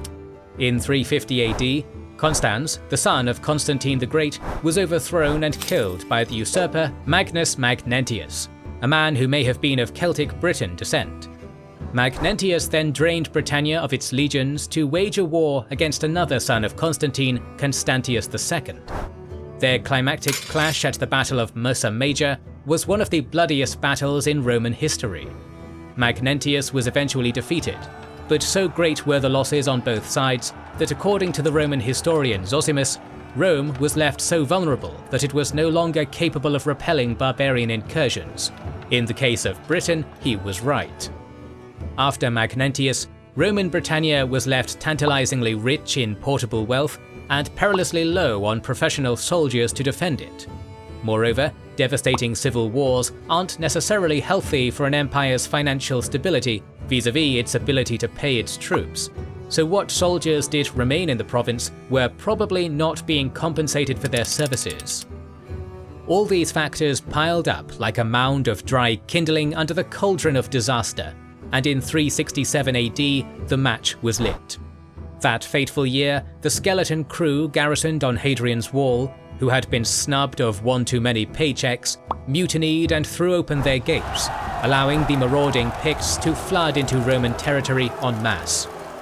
Simultaneously, the Saxons of Germania and the Irish Scotti crashed upon the island's eastern and western shores in full force, easily bypassing the coastal defences which had been built up to keep them out.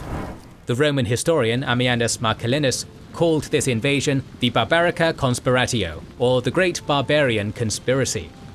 As Britannia was invaded from Ireland, Scotland and northern Germany at the exact same time as the largest garrison of Roman soldiers on the island revolted, it's easy to understand why dismayed Roman observers considered that to be coordination, not coincidence. Southern Britain was completely overrun, and lawlessness was the order of the day. Villas were plundered, cities were sacked, and the Romanized civilian population were subjected to massacres and enslavement. Among the plunderers were not just barbarian raiders, but escaped slaves and deserted Roman soldiers, who were happy to jump on the anarchy bandwagon to enrich themselves with plunder. For the better part of a year, Britannia was basically just the purge. Only in the spring of 368 was one Flavius Theodosius, father of a future emperor Theodosius the Great, able to deploy a relief force to the island. Fortunately for Rome, the barbarian invaders had not come to conquer land, but merely to enrich themselves with slaves, cattle, and portable wealth. So by the time Theodosius the Elder made landfall, what had once been a highly coordinated invasion force had devolved into a bunch of small plundering bands, their baggage trains heavy with loot. This made it easy for the Roman reinforcements to mop up the island piecemeal. By the end of the year, the barbarians had been driven back to their homelands, the mutineers had been executed, Hadrian's Wall had been retaken, and order had returned to Britannia. Crisis had been averted, and a province seemingly on the verge of being lost had been restored to Roman control. However, Theodosius's triumph over the barbarian hordes was ultimately just a delaying of the inevitable, for in the decades that followed, the endemic problems contributing to the empire's weakening hold on the island resumed in due course. Born a Spaniard, Magnus Maximus was a Roman military officer who served under Theodosius the Elder during the depurgifying of Britain in 367. In 380 he returned to the Isle to campaign against the Picts and the Irish Scotti, becoming very popular with his troops in the process. You can probably already tell where this is going. In 383 AD, Magnus Maximus became the latest in a line of imperial usurpers to launch his bid for power from Britannia's shores. To raise an army against Gratian, the reigning Western Roman Emperor, the pretender absorbed every fortress garrison in northern and western Britain into his field army. These fortresses were never reoccupied, permanently ending the Roman military presence in what had traditionally been the less developed regions of the British province.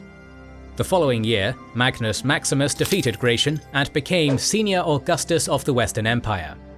To replace the imperial troops he had stripped from the British hinterlands, Emperor Maximus transferred authority in those regions to local Roman-aligned native chieftains, entrusting them to safeguard the western British Highlands on the empire's behalf. This effectively gave autonomous home rule to the local Celtic Britons. In traditional folklore, this moment serves as the genesis of medieval Wales. Many of the Brythonic Welsh-speaking kingdoms of the Middle Ages considered their royal dynasties to be directly descended from the native chieftains originally appointed by Magnus Maximus to defend the British frontier from Irish and Pictish raiders. Magnus Maximus occupied an honoured role in the royal genealogies of kingdoms like Gwynedd, Powys, Gwent and Strathclyde, all of whom endured into the High Middle Ages for nearly 1,000 years after Rome's final departure from Albion's shores. In 388, Emperor Maximus's reign came to an ignominious end after a civil war with the Eastern Emperor Theodosius. In the centuries that followed, the security of the Romano-Britons became increasingly imperiled, with Pictish, Irish and Saxon raids renewing in force, ravaging not just the Roman confederated tribal lands of the north and west, but marauding with impunity into the urbanized southeast, which was still under direct imperial administration. Sometime around 396 AD, Stilicho, the de facto generalissimo of a decaying Western Roman Empire, likely launched a naval campaign intended to stymie these seaborne raids.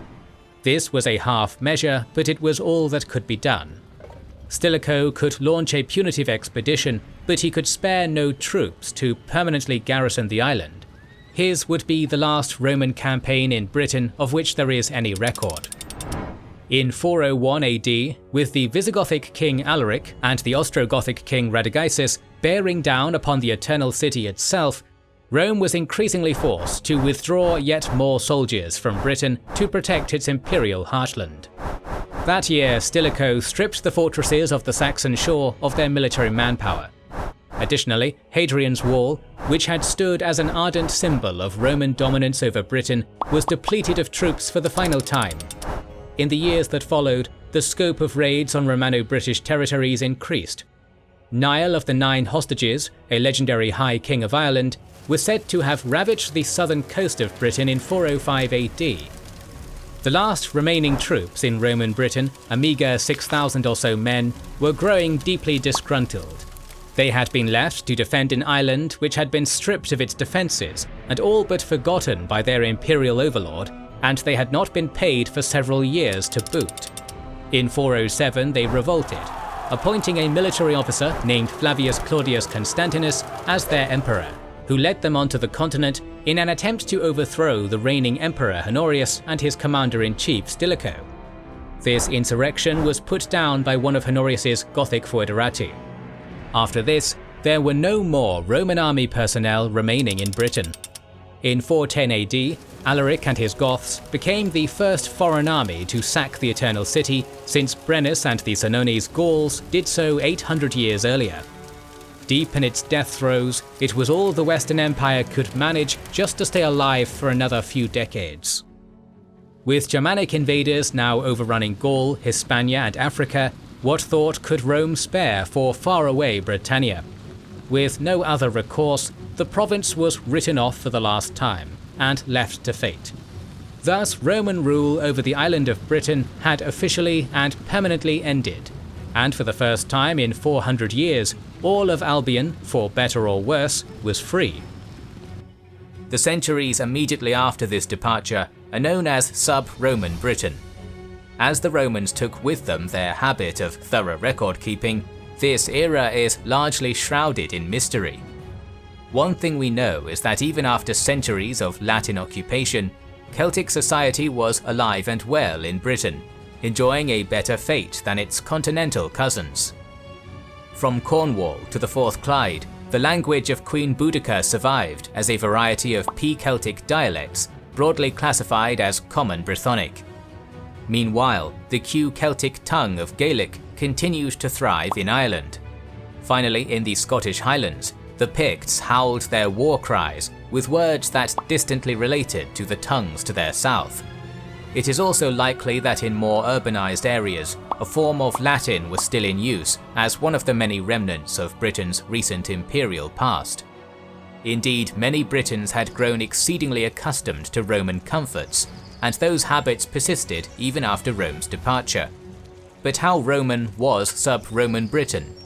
Robin Fleming, author of Britain After Rome, poignantly describes this post-imperial world to us. In the year 420, there were still people in Britain who had been born in a world shaped by the structure of empire, people whose early lives had been ordered by Rome's material culture. There were those whose childhood dinners had been served on pewter and glass, and middle-aged men who had been raised in heated villas.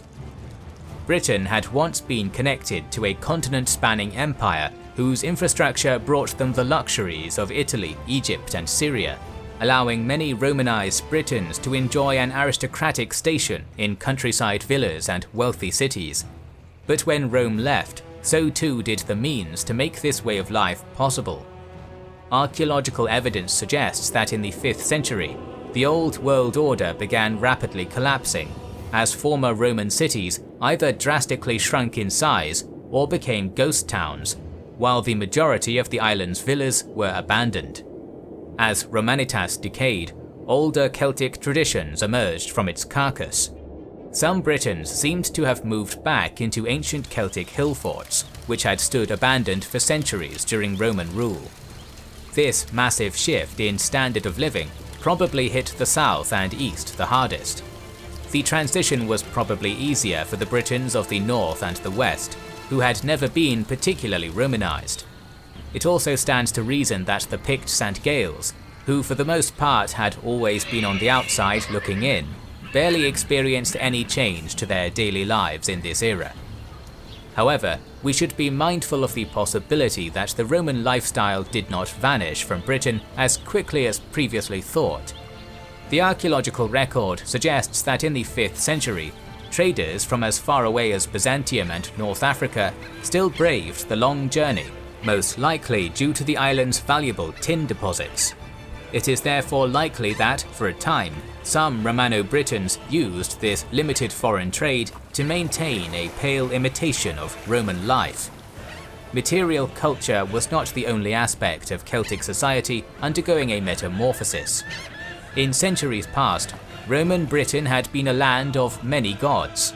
Native Celtic deities were worshipped alongside Greco-Latin ones, while gods from the furthest edge of the known world established mystery cults in Britain. These included Isis, an Egyptian goddess, and Mithras, an Iranian god, who became popular among Romano-British soldiers. However, by far the most successful religion the Romans introduced to Britain was that of the Levantine carpenter.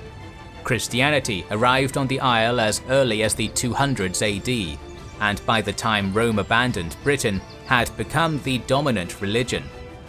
While the cross spread rapidly through the British Isles, those who lived there never truly forgot their polytheist roots. Even under the pressure of increasing Christian zealotry, pagan cults probably survived throughout and beyond the 5th century. There may have even been some druidic circles still practicing their occult rites in secluded groves, longing for a return of the old ways. Many Celts also incorporated the rituals of their ancestors into their newly Christian lives. One example of this lies in Ireland, where the spring goddess Brigid was rebranded as the exalted Saint Brigid, patron of Ireland. Her feast day coincides with Imbolc, a pagan festival celebrating the coming of spring. Other pagan rites survived Christianization as well, such as the balefires of Beltane and Samhain, where Brythonic and Gaelic peoples alike would thin the lines between themselves and the other world, known either as Anwin or Tin Anyog, the land where the fairy folk dwelled. In the wake of Roman departure, Britain became a patchwork of petty kingdoms. Remarkably, many of these kingdoms appear to have been formed upon pre-Roman tribal lines, as ancient Iron Age identities re-emerged. Many of these realms are poorly represented in the historical record, but others, such as Powys, Dumnonia, Gwynedd and Strathclyde, are better attested to by virtue of having endured well into the Middle Ages, as opposed to the ones extinguished much earlier on by a certain wave of Germanic migrations. Our main primary source on the wars of this era comes from an early 6th century monk known as Gildas. His work, titled De Excidio et Conquestu Britanniae, or On the Ruin and Conquest of Britain, tells a vivid story of chaos and invasions. De Excidio was not written by a trained historian, but by a devout Christian clergyman writing a religious polemic. Nevertheless, since Gildas's work is by far the most intact source from this era, historians still find themselves reliant on the old monk's writings. His recounting of the 5th century begins with a scene of immediate havoc. No sooner were the Romans gone than the Picts and the Scots, like worms which in the heat of midday came forth, inspired with the same avidity for blood. At this time, the Picts and Scots were probably still predominantly pagan, which would explain why Gildas speaks of them so scathingly. The monk's story continues when the Romano-Christian Britons, beset upon by the relentless raiding of their savage cousins, sent a plea to the declining Roman Empire. The barbarians drive us to the sea throws us back on the barbarians, thus two modes of death await us, we are either slain or drowned. Of course, the Romans, only a few decades away from the final collapse of their empire, could offer no salvation. Gildas tells a visceral tale, but his narrative of a victimized Christian people in the face of pagan barbarity is most likely tilted. The Romano-Britons were probably just as warlike as their Celtic cousins, all too willing to invade their neighbours, regardless of the shared culture, language or faith. With that said, there is some truth to the monk's tale. The Gaelic peoples seem to have established colonial realms on the west coast of Britain from the late 4th century onwards. In most of these, they appear to have merged into the culture of the local Brythonic peoples. But in the kingdom of Dalriata, founded by the Scotti warriors of Ulster, they began a slow cultural assimilation of the local Picts. Consequently, the modern nation of Scotland derives its name from the Scotti tribe, and the Scottish Gaelic language still spoken in the country today is a remnant of those Irish roots. However, it would neither be Pict nor Gael that would be the ultimate game changers of sub-Roman Britain. What exactly defines an Anglo-Saxon is a heated historiographic debate, but broadly speaking, they were a diverse amalgamation of tribes from Scandinavian and the North German coastline, primarily consisting of Angles, Saxons and Jutes. They were hardy warriors who spoke North Germanic languages and worshipped a pagan pantheon similar to the one made famous by the Norse Vikings centuries later. Amongst scholarly circles, the whens, hows and whys of the Germanic migrations are topics of intense debate. As we will recall, the presence of Saxons on British shores can be traced back long before the fall of Rome. Seaborne Saxon warbands had been intermittently raiding the eastern coastline of the erstwhile Roman province for centuries, and as imperial control over Britain declined, it had become common practice for Roman officials, or Romano-British, to hire Saxon warriors as paid mercenaries. According to Gildas, the burden of the Saxon tide falls upon the historically dubious Romano-British king named Vortigern. His reign was a tumultuous one. Faced with hordes of marauding Pictish raiders, Vortigern was forced to turn to soldiers of fortune from overseas. Accordingly, help came from the Germanic warriors of the North Sea. Gildas does not elaborate much on the exact identity of these foreign mercenaries, but another early medieval chronicler, the English monk Bede, claims they were led by two chieftains of the Jutes, Hengist and Horsa, whose names translate to stallion and horse in Old English. Gildas colours us with his opinion on this hiring. The British king and his councillors were so blinded that as a protection to their country, they sealed its doom by inviting wolves into the sheepfold. The fierce and impious Saxons, a race hateful to both God and men. Tradition has it that in the year 449, the brothers defeated the Picts, then promptly betrayed their Romano-British hosts, conquering a swath of southeastern Britain that would become the Kingdom of Kent. More Germanic migrants would follow in the brothers' wake, and by 500, it seemed as if the western half of England was firmly in Angle, Saxon or Jutish hands. These territories became known to the Celtic Britons as Cloiga, the Lost Lands. It was likely around this time that some Britons who lived on the island's southwest began taking to the seas in flight from the Germanic invaders. They established themselves in the Armorican Peninsula, the first of several waves of settlers to arrive in the region. Thus the peninsula became known as Brittany, after the Britons who settled it. Anecdotally, a region that had been Celtic-speaking in ancient times, but was then thoroughly Latinized by the Roman Empire, was re-Celticized by British refugees centuries later, and retains its Celtic language and identity to this day. The Saxons had established themselves in Britain, but it appears that for a time, the natives were able to keep them contained by winning a series of military victories, led, if legend is to be believed, by a certain Dux Bellorum named Arthur. Herein lies the great mystery. Was Arthur a real historical figure? If he did exist, it was not amongst the knights, wizards and castles of the high medieval era, but the spears and hill forts of sub-Roman Britain. The name first appears in a 6th century compendium of Welsh poems known as the Gothardin. Here, a Briton hero named Gwarador was described as not Arthur amongst equals in might of feats. This line implies that Arthur was a well-known figure to the 6th century Celts and was considered the benchmark for heroism in his age. Nennius, a Welsh monk writing in the 9th century, attributed 12 great battles to the semi-mythical warlord, the most triumphant one occurring in the early 500s AD at a place called Mynydd Bathon, generally considered to be modern-day Bath. Leading warriors from across the Brythonic kingdoms, the warlord of legend vanquished an army led by King Aella of the South Saxons, thereby breaking Germanic power in Britain and delaying their advance for an entire generation. With that said, Nennius's accounts should be taken with a mountain of salt, as there's very little evidence that anyone named Arthur fought in any of the battles mentioned. Gildas, writing far closer to the time period in question, attributes Britain victory at Mynydd Bathon not to Arthur but to a Romanized commander named Ambrosius Aurelianus.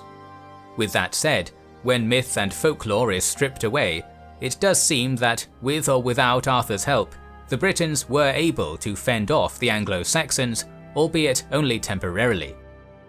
Within a few decades of Mynydd Bathon, the Anglo-Saxons had evidently recovered, with powerful kingdoms established deep in Cloiga, straddling the borders of unconquered Celtic lands. The Angles and Saxons who lived in these kingdoms were no longer transient invaders, but had lived in Britain for generations, working the same land their fathers and grandfathers had. In short, they were there to stay.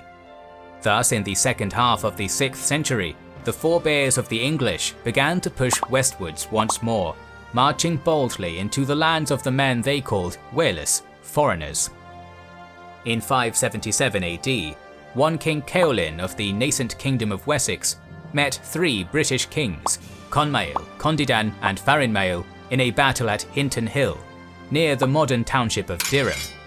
The Saxons routed the Celtic warriors, and as a result, Ceolin was able to expand his territories right into the Severn estuary, severing the land connection between the Britons of Cornwall and Wales. This invariably led to a cultural drift between the newly separated Celtic territories, resulting in the common Brythonic spoken in those regions evolving into the separate languages of Cornish and Welsh.